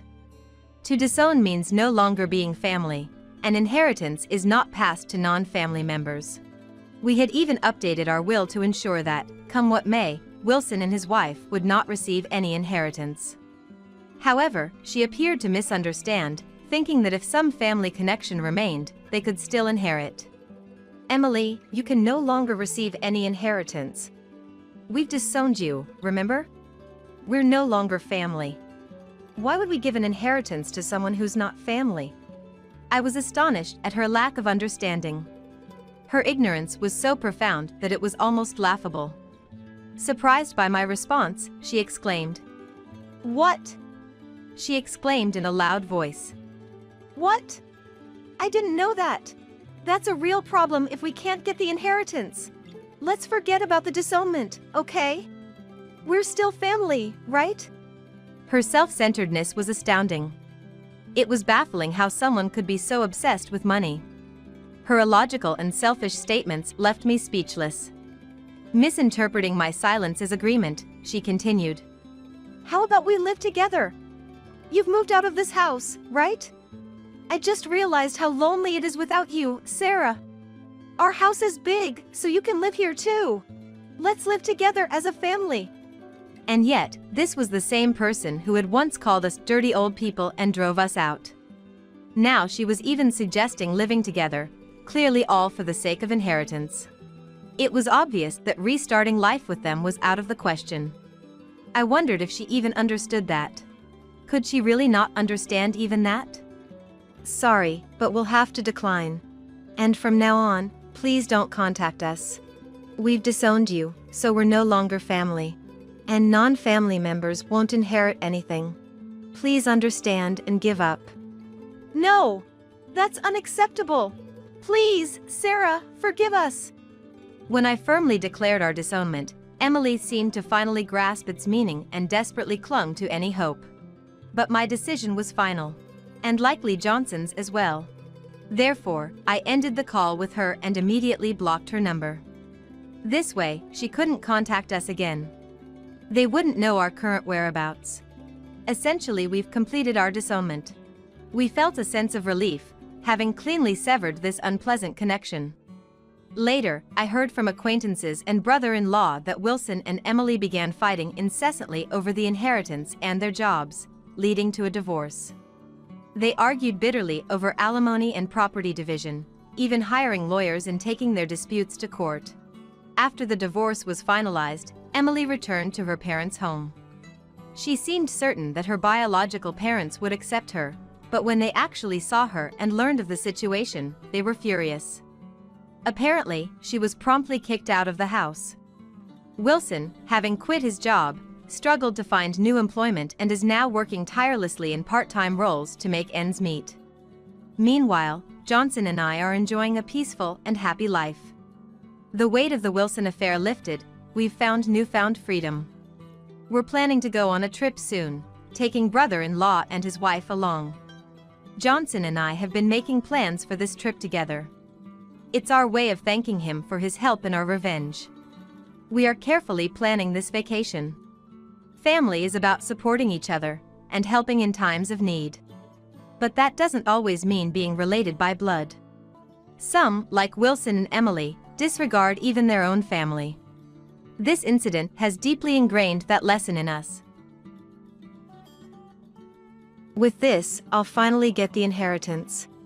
Right before losing consciousness, I heard my husband's voice. I had just finished a hospital visit and was about to head home when suddenly a car sped towards me. I realized it too late to escape and was hit. Amidst the intense pain and fading consciousness, I heard what my husband had said. What did he mean by inheritance? Why was he even here? As I tried to make sense of it, I lost consciousness without seeing him. 3 days later, I woke up and saw on the TV that my husband was acting the part of a grieving, loving husband. I was furious. He was garnering sympathy while pretending to be a good person, even though he had schemed everything. I couldn't let him have his way anymore and decided to seek revenge. I am Jennifer Brown, 29 years old. A music teacher. I've always loved the piano and dreamed of becoming a pianist since childhood. After practicing desperately every day, I managed to get into a music college, but I was overwhelmed by the high level of competition and eventually gave up. I obtained a teaching license and became a music teacher. Currently, I work at a local public middle school, where I'm not just a teacher but also the advisor of the choir club, leading a busy life. Being a teacher is tough, but the kids admire me calling teacher, so I was enjoying fulfilling days. Last year, I married Robert, whom I had dated since college. We were at the peak of happiness in both our personal and professional lives, but it didn't last. My husband Robert was just a mess. He worked at a bar, and because of the nature of his job, he had late shift. Our daily rhythms were completely different, and we began to drift apart. He often drinks after work, so I find him sleeping at the entrance returning home drunk in the morning.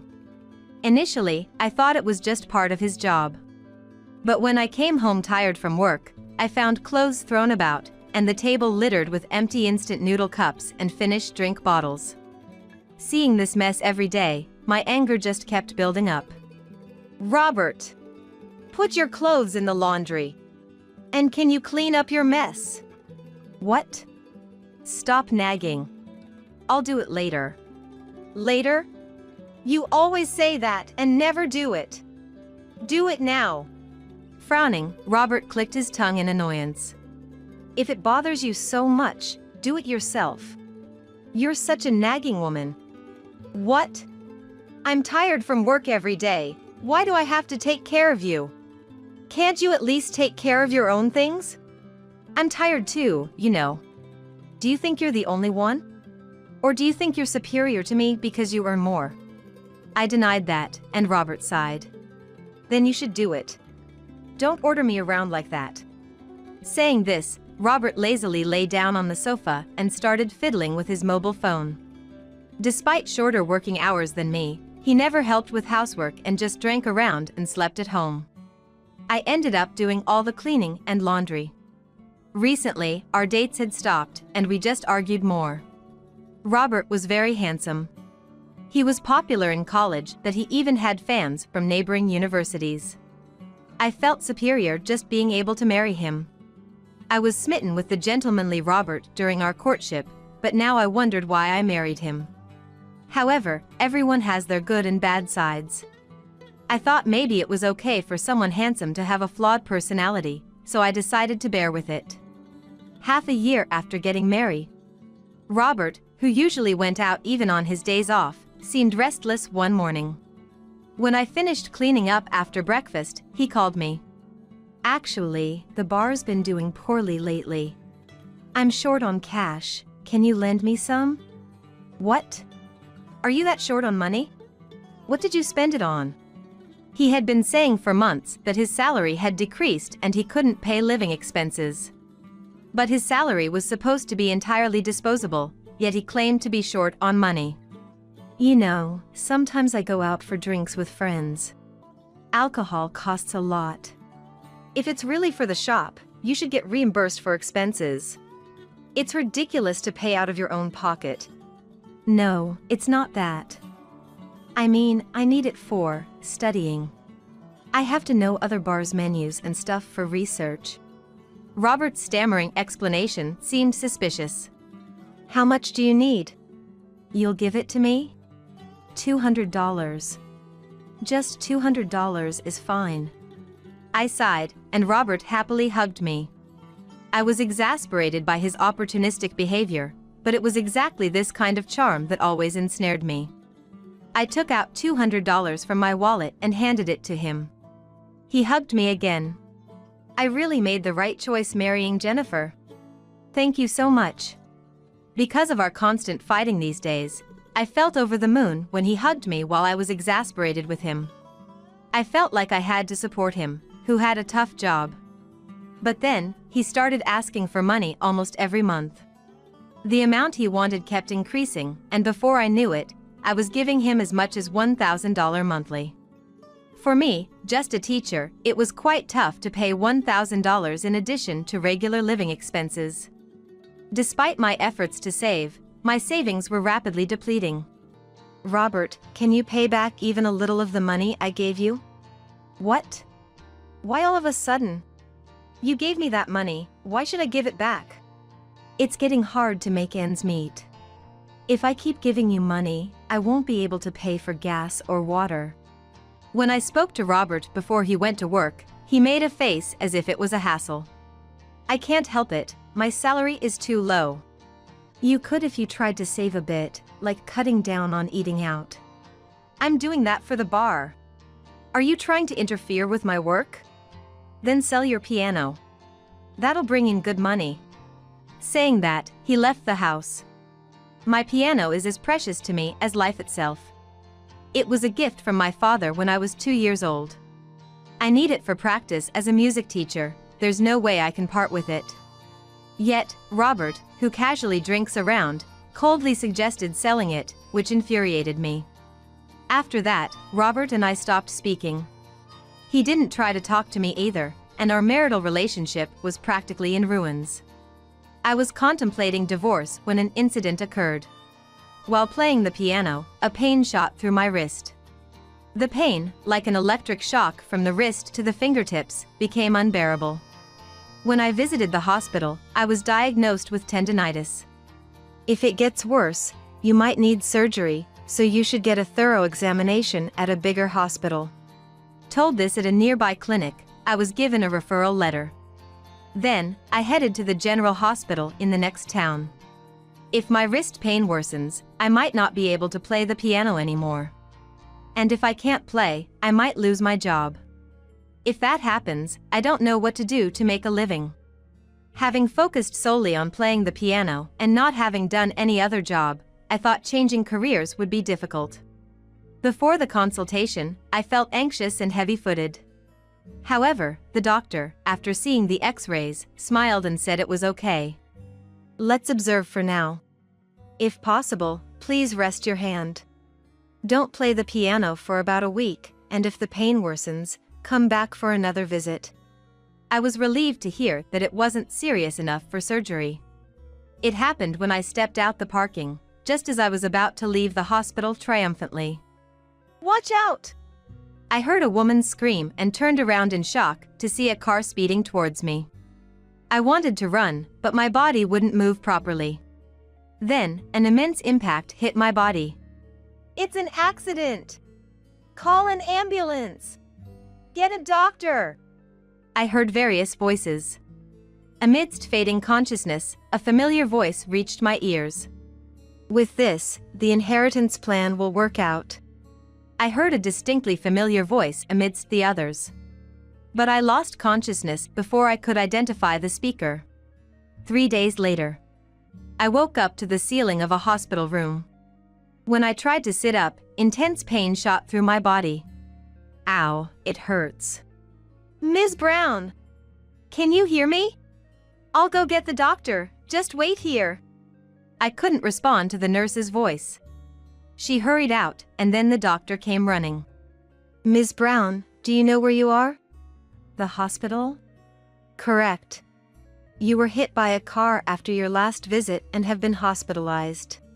You haven't woken up for 3 days, so we were worried. I was shocked to hear it had been 3 days, but I couldn't voice it. The nurse and doctor then explained my current situation. I had been hit by a car and suffered multiple complex fractures throughout my body. I was still in a period of absolute rest, not even allowed to sit up.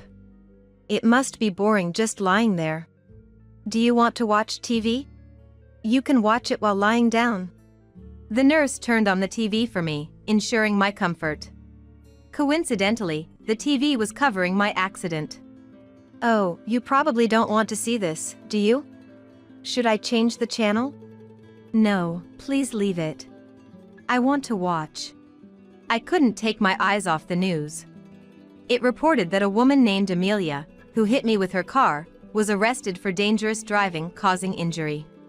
Seeing the perpetrator's photo, everything made sense to me. Then I realized that the voice talking about receiving an inheritance when I was hit was Robert's. He had intentionally run me over with a car for money. However, the news only reported that he was in Amelia's car as a friend, nothing more. The screen switched to Robert. I never imagined that the car I was in would cause an accident and hit my wife. I keep seeing that scene in my dreams. I can't sleep at night. I exploded with anger at his tearful interview. This accident was undoubtedly schemed by Robert. I couldn't stand him causing me this accident for inheritance and then continuing to act like a good husband. Determined not to let Robert have his way anymore, I vowed revenge. 4 hours after waking up, Robert burst into the room, panting. Jennifer! Thank goodness you're awake! I shook off Robert's hand as he tried to grasp mine uninvited. What's wrong? Are you still in pain? Yes, I am. My whole body is in excruciating pain, all because of you. What are you talking about? The atmosphere grew tense, making even the nearby nurse's expression stiffen. Trying to lighten the mood, Robert forced a smile. Are you still confused? Is there anything you want to eat? I'll go buy it. I don't want anything. Can you please leave my room right now? Why are you saying that? Jennifer, you're acting strange. It's not strange at all. The accident was schemed by you for the inheritance, wasn't it? Robert looked surprised at my words. What are you talking about? Why would I do something like that? Really? Then why did you take out a high-value life insurance policy a month before the accident? You said you couldn't even afford to pay the living expenses because your salary was low. I was told it's good to have insurance in case something happens. Amelia, the girl who hit Jennifer with her car, she works in insurance sales. She used to work part-time at my bar. Robert had given the same explanation when he took out the insurance. They had been close since her part-time days, and after she got a job at an insurance company, they kept in touch. He said he felt sorry for her as she was struggling to sell policies. As he worried about getting scolded by her boss and having low pay, he decided to take out a policy to help her out. The insurance was taken out because you, Jennifer, earn more than me, right? If something happened and you couldn't work, it would be a problem, so I contracted the insurance for you. Isn't that reasonable? Hearing that, it seemed like his explanation might not be wrong. You're in a situation where you have to borrow money from me and can't pay the living expenses, yet you can afford insurance premiums? If you can pay that much, why not repay me? Don't say that. I got the insurance for your sake. Robert said this while holding my hand. His expression looked genuinely concerned, but I couldn't bring myself to trust him. If that's the case, you won't mind if the insurance money doesn't come in, right? I need quite a lot of money for surgery and hospitalization. I'll use the insurance money we received, so please transfer the entire amount to my account. What? All of it? Is that much really necessary? It might be. If it's not enough, will you pay the rest, Robert? What? Not enough. That can't be true. Robert's face stiffened as he muttered to himself. Seeing him like this, the nurses also cast suspicious glances. I beckoned Robert to come closer and whispered so only he could hear. It's useless to lie anymore. There isn't much insurance money because I'm alive, and there's zero inheritance. You must be disappointed. Robert frowned upon hearing this. Zero inheritance? What do you mean? It means there's almost no savings. Did you think you would get all my money if I was gone? Why is there none? You're a public servant, you earn well, right? Robert's voice grew louder. And a nurse frowned upon overhearing him. I was lending money to you, Robert. How much do you think a teacher's salary is? I'm still in my 20s, I don't earn that much. Plus, there are living expenses to pay. I never had any financial leeway. You've got to be kidding. What was all this for, then? Robert hung his head, clutching at his forehead. My anger surged at his true nature showing. You won't get away with this easily. You'll be arrested too if they find out you were an accomplice. No one will believe that. Did you see the news? I'm the devoted husband worried about his wife. No one will believe anything you say. They'll just think you've gone mad from hitting your head. While saying this, Robert laughed. You can say that now, but not for long. I replied calmly to Robert's provocation. Then, he looked at me with a cold gaze. Don't get cocky. You should have just gone to the other world. I despised him for saying such things so casually. I sighed, waiting for the moment of revenge. Just as I sighed, the door of the hospital room opened abruptly, and men in a suit entered. Who the hell are you? We're the police. Is what you just said true? What? What are you talking about? I'm just worried about my wife. Ignoring Robert, who was sweating and panicking, the police reached for my bedside and took out a mobile phone. The phone was in the middle of a call. We've heard everything. Even the part about she should have gone to the other world. What? Why are the police? He turned pale and started to tremble. I called them. I wanted their help to uncover the truth about the accident. Thanks to you, I could fully expose your true nature. What, you? Officer, this is a misunderstanding. I just have a quick temper, and I thought Jennifer was picking a fight, so I snapped. It's not really about the money. No one will believe those words now. Then show me evidence that I'm the perpetrator of the accident. Robert kicked the bed in frustration. I glared at him and turned to the police. The woman currently arrested, Amelia, is his mistress. They've been close for quite a while. What? Don't say such nonsense without evidence. There is evidence. I had hired a private detective agency to investigate you. We have photos of you with Amelia and records of your activities over the past few months. Lying won't help you now. Ever since Robert frequently started asking me for money, I suspected he was in debt and hired a private detective agency investigate. The investigation revealed that he was having an affair, spending money on drinks and hotels daily. Knowing his mistress's face, I was certain he was involved in the accident when I saw her on the news. The police were making a phone call to search my house while listening to the conversation. Meanwhile, Robert was sweating and visibly shaken. So you ran out of money I gave you, and planned this accident to get the inheritance and insurance money, planning to live with her, isn't that right? That's just your wild imagination. Then I'll take the insurance money. Withdraw it now and bring it to me. Robert fell silent. It seems like he doesn't want to give up the money at all. Even though Robert refuses to hand over the insurance money despite the situation, the surrounding skepticism grows. I've heard from the police. They're concerned about how much you've been worrying about that woman. Well, she's my friend, it's natural to be concerned. The police told me they're concerned about how much you worry about the other woman. You're not even mad at Amelia for what happened to me. And why were you at the hospital that day, at that time? It was a weekday morning when I went to the hospital. Robert should have been getting ready for work around noon, and it was the time when I finished my appointment. Yet, he was inexplicably near a hospital in a neighboring city. I just happened to have a day off. On your day off, you were at the hospital? There are no places around there that you would visit. You weren't being treated there, so there must have been some reason you were there. Robert was speechless, sweating profusely. The police then restrained him. We'll ask for the details at the station. Please come with us. Wait. I'm not guilty. It's all a misunderstanding by Jennifer. His desperate excuses were ignored by the police, who remained unfazed with a stern expression. Officer, if he had planned the accident, what kind of punishment could he face? Well, if it's premeditated, it could be attempted murder. We need to hear the full story first, though. Attempted murder? Help me! Jennifer, I'm not guilty! Forgive me! Robert, pale as a ghost, shook off the police's grip and clung to my bed.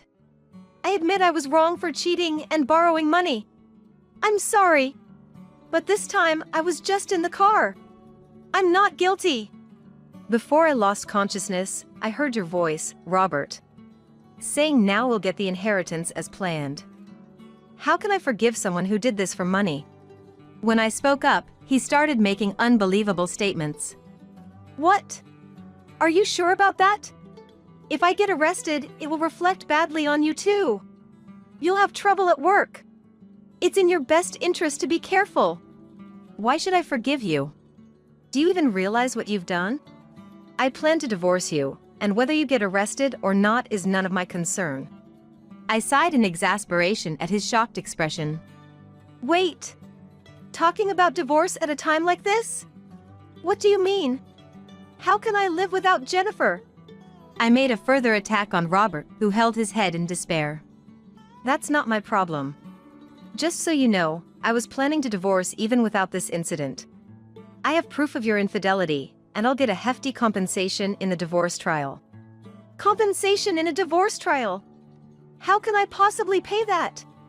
If I get arrested, I'll lose my job too.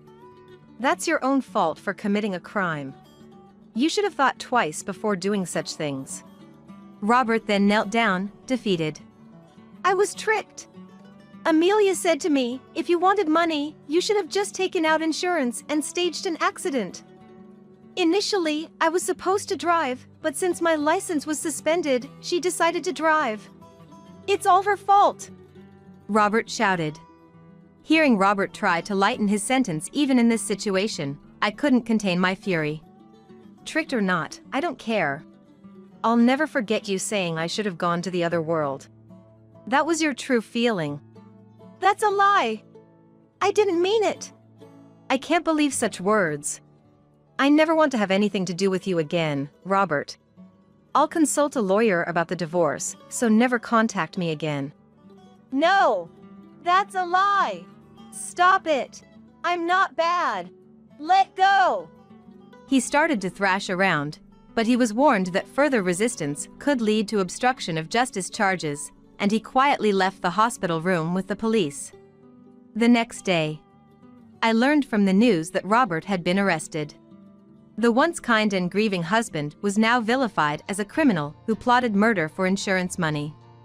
Over a decade later, I heard that he was released from prison. He had been fired from his job and struggled to find new employment due to his criminal record. Apparently, he was now working at a grocery store. I saw on social media that he is often reprimanded at work for having a lot to learn. As his case was reported in national news, he's well known to many. Apparently, people recognize him and take his photos without permission, making him uncomfortable. The photos show him looking significantly aged and unkempt, likely due to financial struggles. It's sad to see such a drastic change in someone who was once celebrated for his looks during his college days. Despite feeling this way, I cannot forgive him. I hope he spends his life reflecting on his actions. After everything that happened, I resigned from the school where I was working and moved out of state. There, I found a job as a piano teacher. Miraculously, my hands were not permanently damaged from the accident, and I was able to play the piano again. Now, I am remarried to a different man, and we are blessed with 2 daughters, living happily as a family of 4. When I married Robert, I chose him based on his looks. However, this experience taught me a painful lesson about not judging people by their appearance. My current husband may not be conventionally handsome, but he's kind, honest, and a wonderful person. I've made a vow to myself to never be swayed by appearances and to discern people's true nature. "It's cold. Mom, help me." Margaret, my daughter who should be at my ex-husband Walter's house, suddenly called my mobile phone asking for help. In the dead of winter, with heavy snow falling, Margaret had been locked in the storage shed by her stepmother Ashley for over 4 hours. In a panic, I rushed over and managed to break open the shed door, only to find Margaret shivering and barely conscious inside. "Margaret, hang in there." No matter how many times I called her, Margaret didn't respond, her face pale and bloodless. I hurriedly got her into the waiting ambulance and headed to the hospital, praying all the way. I'll never forgive Walter and Ashley for doing such a terrible thing to Margaret. Clenching my fists tightly, I resolved to seek revenge. I am Natasha, 29 years old. My husband Walter was my high school classmate and is now an office worker. We got married 8 years ago, and then I became a housewife. We were blessed with a child and lived happily as a family of 3 with our 7-year-old daughter Margaret. But things changed when Margaret started kindergarten. Walter began to look down on me, and unable to bear it, I divorced him 6 months ago. Of course I wanted to take custody of Margaret, but Walter strongly opposed. "How can a housewife like you raise Margaret?" I couldn't argue, but I couldn't let Walter take custody of Margaret just like that. The court ruled in his favor due to my lack of income and having no living parents to rely on, and Walter took custody of Margaret. "Margaret, I'm sorry, Mom can't live with you anymore." My words broke off in tears, and Margaret, clinging to me, cried out loud. "I don't want to be away from Mom. I'm sorry. I promise, I'll come to get you as soon as I can." I hugged Margaret gently, making a pinky promise. Wiping her tears. "Okay, I'll wait." Margaret forced a smile and said. Since living apart from Margaret, I met her about once a month, enjoying shopping and chatting together, cherishing our mother-daughter time. Margaret became more clingy, always sticking close to me. Our happy times flew by, and every goodbye left Margaret with tears in her eyes, making me feel lonely too. Eager to live with Margaret again, I threw myself into job hunting and finally found a job, making ends meet. But still financially unable to take Margaret back, I worked hard, saving every penny I could. Then, 2 months after the divorce, I received a postcard from Walter announcing his remarriage, complete with a photo. His new wife, Ashley, was visibly pregnant. She looked like she was almost due for delivery. Was he cheating on me while we were married? Suspecting Walter, I called him. "Congratulations on your marriage, Walter." How do you know that?" "A postcard arrived, with your photo." "Didn't you send it?" "No, I didn't." Walter gave a vague answer, so I'm sure that postcard was sent by Ashley just to harass us. "You seem so happy, good for you." Thank you." He seemed embarrassed. When I asked to speak to Margaret over the phone, "Mom, Ashley's going to have a baby soon," Margaret told me excitedly. Margaret, don't say unnecessary things." I heard Walter's panicked voice, and then he abruptly hung up the phone. So it's true. He was cheating even before the divorce.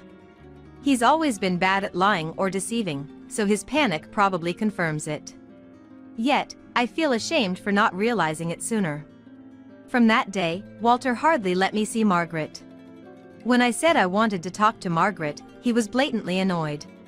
"Ashley's getting annoyed, so stop calling, okay? I just want to see Margaret. Please, let me see her. Are you trying to ruin my family? Stop it already." Walter said that and hung up, not answering my calls after. I'm Margaret's mom. It's frustrating not to even be able to see her. I felt down from the helplessness but couldn't give up. I immediately went to a mobile phone shop and bought a pink kid's mobile phone that Margaret would like.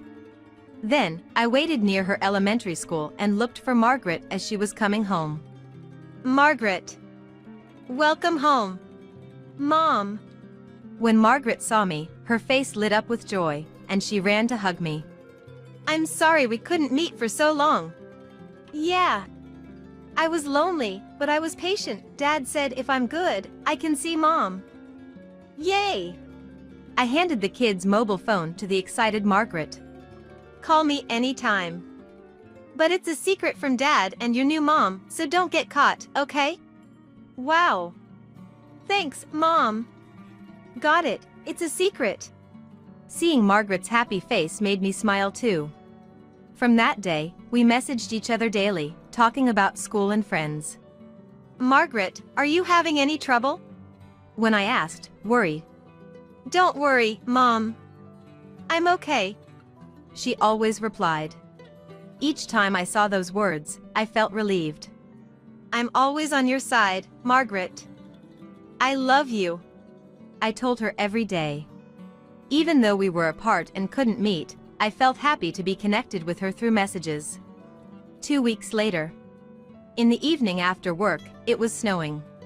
Shivering in the cold, I was heading home when Margaret suddenly called me. "Mom, it's cold, help me." Margaret's desperate voice came through, asking for my help, and my heart raced. "Where are you now?" "In the house's storage shed." According to Margaret, Ashley had locked her in there for over 4 hours. I was almost panicking but tried to stay calm not to scare Margaret. "I'll come to help you right away, just wait a little bit." "Okay, I understand." Right after hanging up, I tried calling Walter's mobile phone several times, but he didn't answer. I was so worried about Margaret that I hurried to Walter's house. Upon arriving, the house was dark, no car, and it seemed no one was inside. What is going on here? I tried to open the storage shed where Margaret was said to be locked in, but it was locked. I broke the door with a shovel nearby and found Margaret inside, curled up and shivering from the cold. "Margaret! It's Mom!" Margaret, barely conscious, had a weak response to her name, and she felt very hot to the touch. I immediately called an ambulance and accompanied Margaret to the hospital. Why did this happen? During the transport, I kept repeating these words in my head, looking at Margaret's ashen face. I had been too reassured by Margaret's messages saying, "Don't worry, I'm okay." Why didn't I realize something was wrong sooner? I continued to blame myself for my naivety. At the hospital, the doctor told me she's in a very critical condition. Holding Margaret's cold hand as she lay in the bed, unconscious, I felt a burning anger. I will never forgive Walter and Ashley for what they did to Margaret. I'll make sure they pay. I had decided on my revenge. That night, Walter called me. Apparently, he had heard from the neighbors about the ambulance at his house and my presence. Don't take Margaret away like that. Give her back. Don't interfere with our parenting. I could hear Ashley's yelling voice too, perhaps on speaker mode. The custody is mine. I won't let you get away with this. That's right. We'll report this to the police. Amidst their uproar, I took a deep breath and calmly said, "Margaret has passed away." "What?" Walter gasped. After a moment of silence, he asked with a trembling voice, "You're lying, right?" "It's all your fault." Then, in contrast to Walter, I heard Ashley laughing loudly. Ah ha ha ha. Good riddance. She always compared me to you and never called me mom. I never liked her anyway. I was shocked. Could it be that for such reasons, this woman was harsh on a 7-year-old Margaret, even locking her in a storage shed? Besides, Margaret never looked like me. I even wondered if she was really my child. Encouraged by Ashley's words, Walter joined in. I was barely able to contain my rising fury. Was Margaret really my child? Maybe she was another man's child?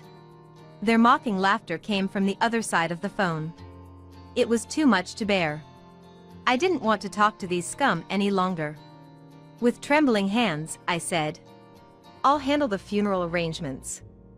I'll contact you when the date is set." After hanging up, I sighed deeply. How could they say such horrible things in this situation? I couldn't stop my tears from falling, feeling both sad and frustrated. The next day, I received an unexpected call from Mrs. Simmons, who lives next door to Walter's house. We were close before, and she told me a shocking fact. I immediately called the place she mentioned, confirmed the fact she told me, and gathered some more evidence. Now I can bring them down. Wait for me, Margaret. Then I told Walter I want to discuss Margaret's funeral arrangements, and arranged to visit his house the following Sunday. On Sunday, I visited Walter's house with a man, and Walter and Ashley reluctantly welcomed us. "You were supposed to handle everything, weren't you? But there are funeral expenses and other things, right? I don't have that much money." "Huh? What a hassle." Walter scratched his head and, turning to the man sitting with us, arrogantly crossed his arms and demanded, "Hey, make the funeral for Margaret cheaper. Just give us the cheapest plan with a discount." They both seemed to mistake the companion for a funeral director, as I had told them we were meeting for funeral arrangements. "Hey Walter. Do we even need to have a funeral? It's like throwing money away, right?" "We have to, for appearances." "Well, Margaret's life insurance will pay out a lot, and the rest depends on my negotiation skills." Walter, with a triumphant smirk, was adoringly gazed at by Ashley. "Life insurance, huh? Wonder if that will go smoothly." As I muttered, Walter glared at me and said, "Huh?" So, I presented a voice recorder in front of him. "Please listen to this first." What played was a recording of Ashley yelling and Margaret crying out. The sound alone was heart-wrenching. Walter and Ashley looked at each other in confusion. "This isn't Margaret's voice." "Yeah, right. Must be someone else." They desperately tried to deny it was Margaret, but I looked at them squarely. "No. This voice is definitely Margaret's. Don't you recognize the voice of someone you live with every day?" Still, Walter and Ashley insisted it was a mistake. So, I took out my mobile phone and showed them a video. Still going to make excuses after this? It was a video of Ashley forcibly trying to lock a resisting Margaret in the storage shed. Both the woman and Margaret's faces were clearly visible in the footage. There was no way they could deny it now. Why do you have such a video? The dash camera at Mrs. Simmons' parking lot next door caught it. Some cameras still record even if the car isn't moving. The audio was recorded by Mrs. Simmons too, who was worried about Margaret. Mrs. Simmons had always been fond of Margaret since she was little. She told me over the phone how she had been concerned about Margaret's well-being since I left the house. Gradually, she noticed Margaret losing her energy and thought something was off when she started hearing yelling from the house. Mrs. Simmons was worried and reported to Child Services. Ashley, you turned away the social workers who came several times without letting them see Margaret, right? Shut up. It was just too much trouble. Yeah, having them come over is just annoying. It's Margaret's fault for not listening, it was just discipline. We were just trying to correct her behavior. What's wrong with that? Yelling and forcibly locking her in a storage shed is discipline? Don't be ridiculous. Margaret isn't your toy. Walter and Ashley, still defiant, even had faint smirks on their faces. I decided it was time to introduce the man who had been with me. Just so you know, this man isn't a funeral director. He's the director of Child Services. The man, who had been quietly observing until now. Sorry for the late introduction, he said, extending his business card to Walter. Walter and Ashley's faces turned pale instantly. The director's expression became stern. What you've done is a serious crime. And he said in a cold voice, You're exaggerating. As a director, you should understand that scolding a misbehaving child is a parent's duty. Exactly. Just titles and no sense in what you're saying. Walter and Ashley were still defiant. Enough already. Everything you've done has been testified by Margaret. At my words, Walter momentarily opened his mouth in shock. Then, he suddenly burst out laughing. Ahahaha. How can someone who's dead do that? Ridiculous. Yeah, what's she talking about? Ahahaha. As they pointed at me and laughed, I smiled and informed them. Oh, Margaret is very much alive. What? That was a lie to prevent you from taking her back. Hearing this, Walter and Ashley were shocked, their mouths opening and closing like fish. So, Margaret was a nuisance to you, right? You clearly said that. Then why didn't you give me custody when we divorced? That's because I didn't want to pay you child support. What? That's outrageous. You're the worst, not just as a husband, but as a father too. I was furious to realize the true shallowness of this man who had fought me in court to take away my dear Margaret. I'll take Margaret's custody back through court if I have to, and I'll make sure you both pay. Natasha, don't say scary things. You can have Margaret, okay? Isn't that enough? Not at all. Isn't reflecting and atoning for what you've done also a father's responsibility? Walter still didn't seem to be taking things seriously, so I decided to press further. And one more thing. Ashley was pregnant before we got divorced, right? What are you talking about? Walter's gaze wavered, and Ashley looked down, visibly shaken. No matter how much you try to cover it up, a simple investigation will reveal the truth. Be prepared to pay compensation. That's nonsense now. Can't we just let bygones be bygones? I apologize, so please, let it go. I will never forgive you. That's why I've filed a police report. Upon hearing about the police, Walter's attitude changed abruptly, and he stood up to apologize deeply. I don't want to get arrested. Margaret's alive, right? Natasha, please overlook this. I beg you. Beside him, the previously defiant Ashley also bowed deeply to me. I'm about to give birth. Please, Natasha. Withdraw the report right now. I despised these two for their selfishness to the core. The director also said sternly, "Why don't you just give up?" But suddenly, Walter and Ashley tried to flee, rushing to the door. However, they were promptly arrested by the waiting police officers. It's not my fault. Ashley did everything. What? You're the one who told me to lock her in the shed. The two of them were shouting and resisting in vain. Their commotion attracted the neighbors, who gathered around. In front of the crowd, Walter and Ashley were taken away in the police car. Some time later, Walter and Ashley were sentenced to serve time in a trial. I filed for a change of guardianship and finally got Margaret back. I'm happy that I can be with you, Margaret says with the brightest smile. Determined to ensure a fulfilling life for my daughter, I resolved, I will make Margaret happy, no matter what. Unthinkable to ask for food money. Taking money from your family is shameful, you should realize that. As my son's wife shouted, glaring at my husband and me, I thought to myself that what's truly unthinkable is her behavior. Unthinkable indeed, you fool. People say your daughter-in-law is a stranger, and it couldn't be more true. Such a brazen woman, she's not part of my family. The one who silenced my daughter-in-law was a single remark from our beloved grandchild. I am Lily, a 65-year-old housewife.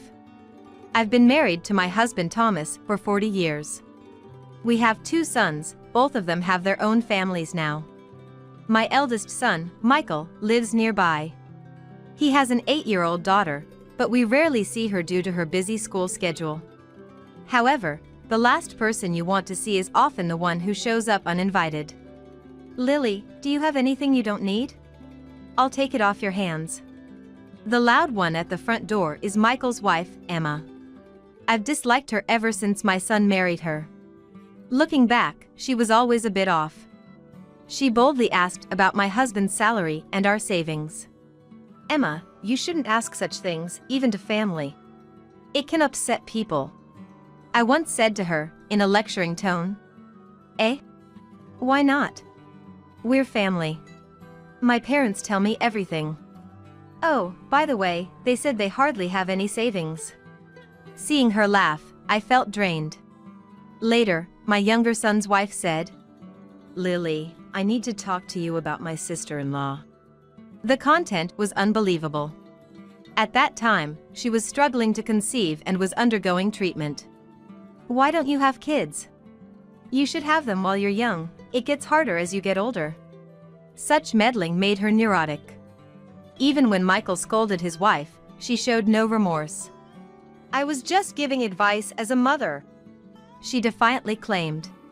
But after successful treatment, a grandson was born to my younger son. Then, this time, Emma sent a message. Just because you had a boy doesn't mean he's the heir, right? My daughter is the first grandchild and the eldest son Michael's child. To the second son's wife soon after giving birth. This incident caused my younger son's family to move away, reducing our meetings to a few times a year. Children grow up watching their parents, and looking at Emma's parents, it might not be entirely false. My husband sighed deeply. Emma's parents, living in the countryside, were equally strange. Every year at Thanksgiving, we send gifts to those who've been kind to us, including Emma's parents. One year, I received a phone call from Emma's parents. Hello? I was taken aback. So, you know, the assortment of sweets and towels is fine, but we were thinking meat would be better, right? What is she talking about? It's the thought that counts, and besides, we've never received a Thanksgiving gift from Emma's parents. Yet, they had the audacity to say such things. I was hesitant, but when I told Michael about the call, he immediately scolded his wife. I should have told you what they like. Sorry. Next year, please send them their favorite things. I was stunned by her audacious response. Emma, that's not the point. We sent those gifts with love, but both my husband and I felt very offended. We never receive anything from your parents, so we'll refrain next year. We don't want to impose, I said and abruptly hung up the phone. Emma's causing friction in our family. She's odd, we should keep our distance. But contrary to my wishes, when my granddaughter Aria started elementary school, Michael's family moved close to our house. This house will be well taken care of by our family. Lily, you and your husband can comfortably move into a home for the elderly. When she said this with a smile, both my husband and I were speechless. In essence, she meant they wouldn't care for us but would take the house. We didn't expect care from them, especially not from Emma. But living nearby meant we'd frequent use the same supermarket. When I go shopping, there's an 80% chance I run into Emma. Oh? Lily, are you shopping too? What a coincidence, so am I. Emma says this, but I'm not a fool either. She must have seen me leaving our apartment for the supermarket. And her goal was clear, just one thing. These, I saw on TV. They were delicious. This is also recommended.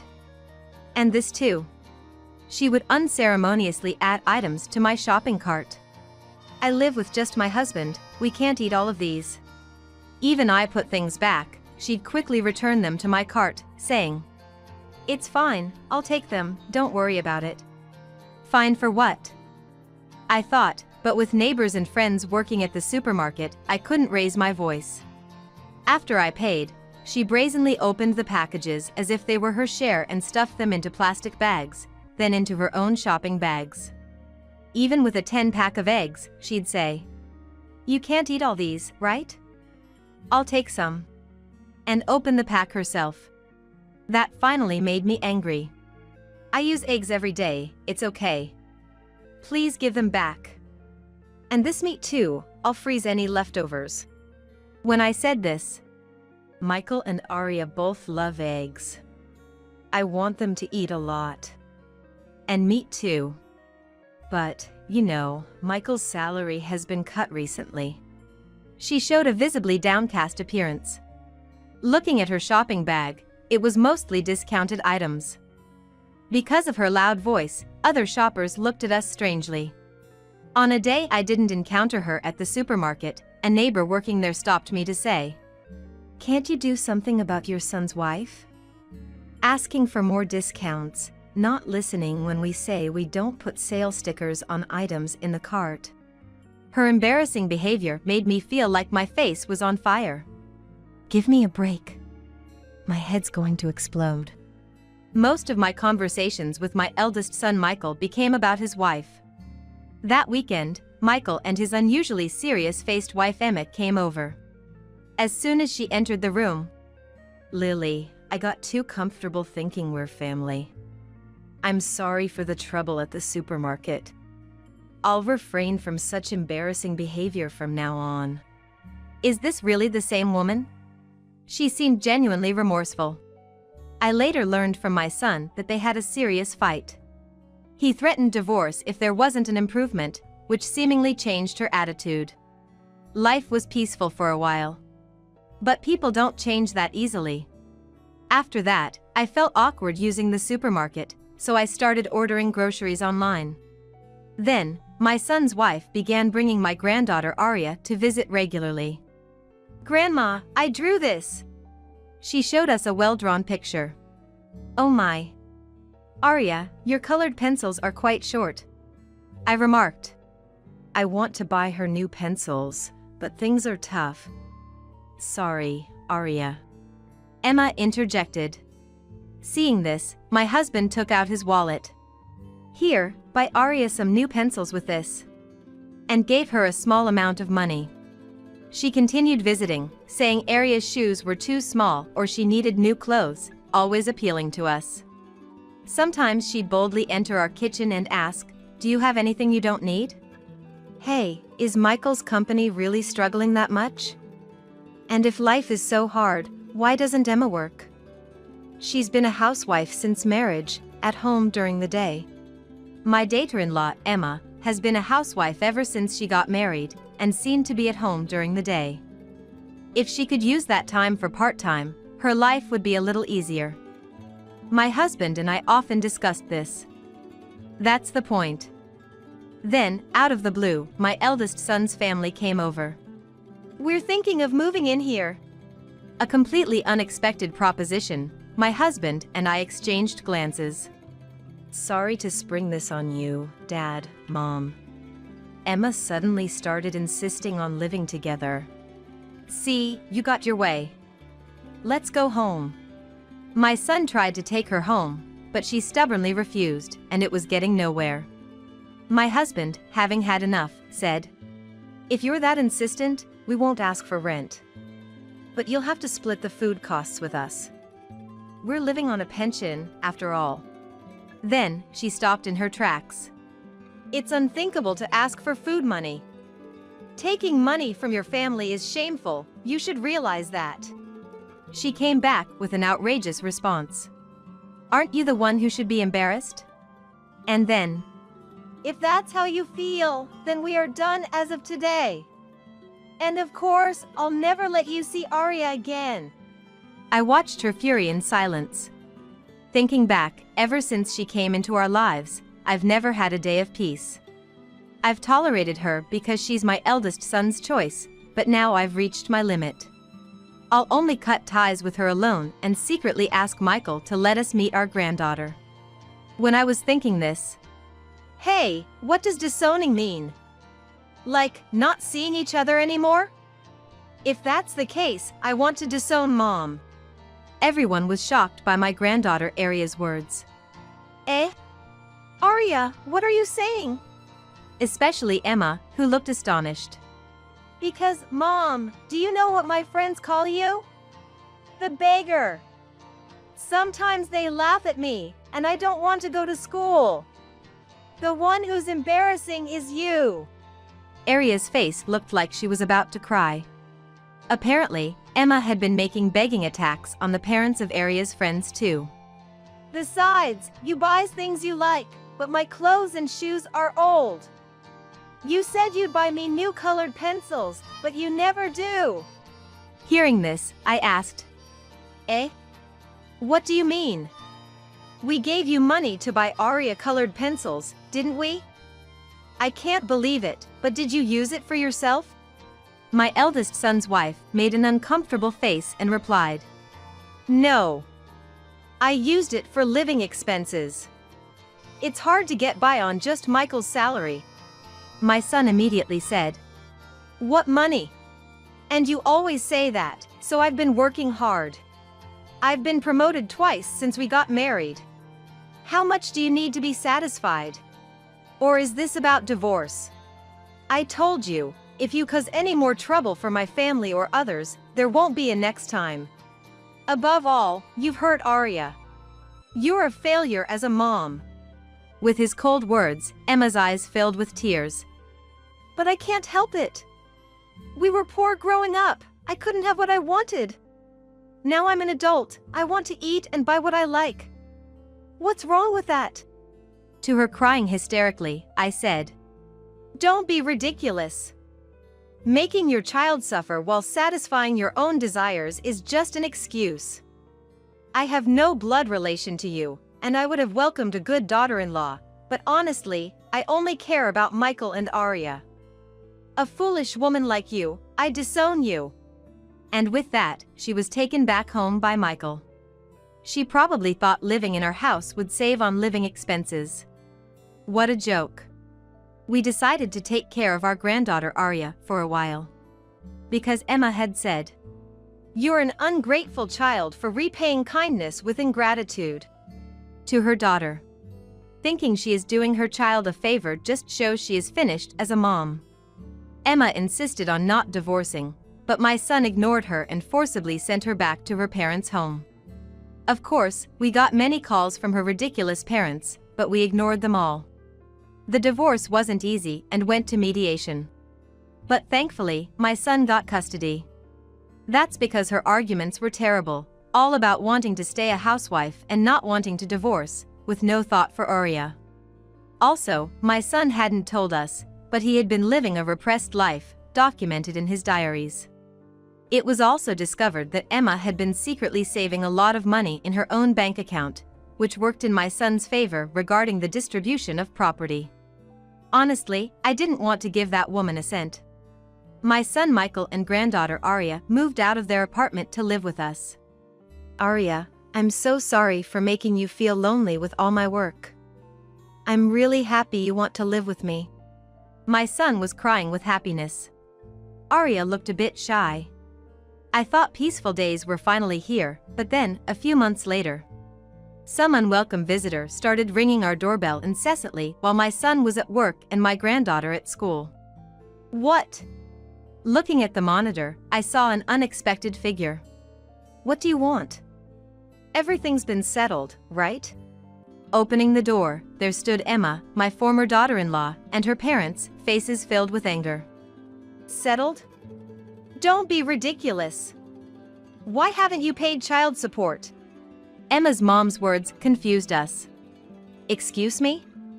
We're raising Arya here. If Emma were to pay, maybe, but why should we? My husband glared at the three of them, baffled. Then Emma's dad said, Emma has no income after the divorce. For the time being, your son should be taking care of her. That's why he needs to pay child support for Emma. Behind her parents, my ex-daughter-in-law looked at me triumphantly. We couldn't help but laugh at such ridiculous statements. You might want to look up what child support means. How old is your daughter? All I see is a healthy adult woman over 30. Did you really pay travel expenses just to come here and say something so foolish? Following me, my husband added, What you're doing is extortion. Now that we're divorced, we're strangers. We won't hesitate to call the police next time. To be honest, I've never once considered you family. He then pulled out his mobile phone. Seeing this, they panicked. Police? That's ridiculous. We're leaving. And they left hastily, almost fleeing. Watching them go, we mused. Those parents seemed normal until the marriage, but you really can't understand people. Child support for a wife? Never heard of such a thing. That woman, crazy till the end. We laughed for a while, remembering their foolish faces. Apparently, Emma's family was struggling financially. Unbeknownst to us, they had been recipients of TANF for years, receiving it under the pretense of the dad's mental illness. However, it was revealed as fraud following an anonymous tip. They were all healthy, they should have been working. It's infuriating to think such people were getting money meant for those truly in need. They were working and paying fines for a while, but people don't change easily. They were arrested for theft a few months later. They're strangers now, but I hope they continue to struggle. As for us, we've been living peacefully as if it was all a lie. Arya has brightened up and brings friends home more often. Furthermore, my younger son's family decided to move back here for his job transfer. I've been in touch with my daughter-in-law. Lily, please teach me cooking again. My son is thrilled that he'll get to see everyone more. And he's so excited to play with his cousin Arya after we move. Looking back, I saw the grandchildren playing happily together, a smile naturally forming on my face. Then, 3 years after the divorce, my son Michael remarried. Her name is Elizabeth, introduced by a friend. She was mistreated by her ex-husband and his family for not being able to have children.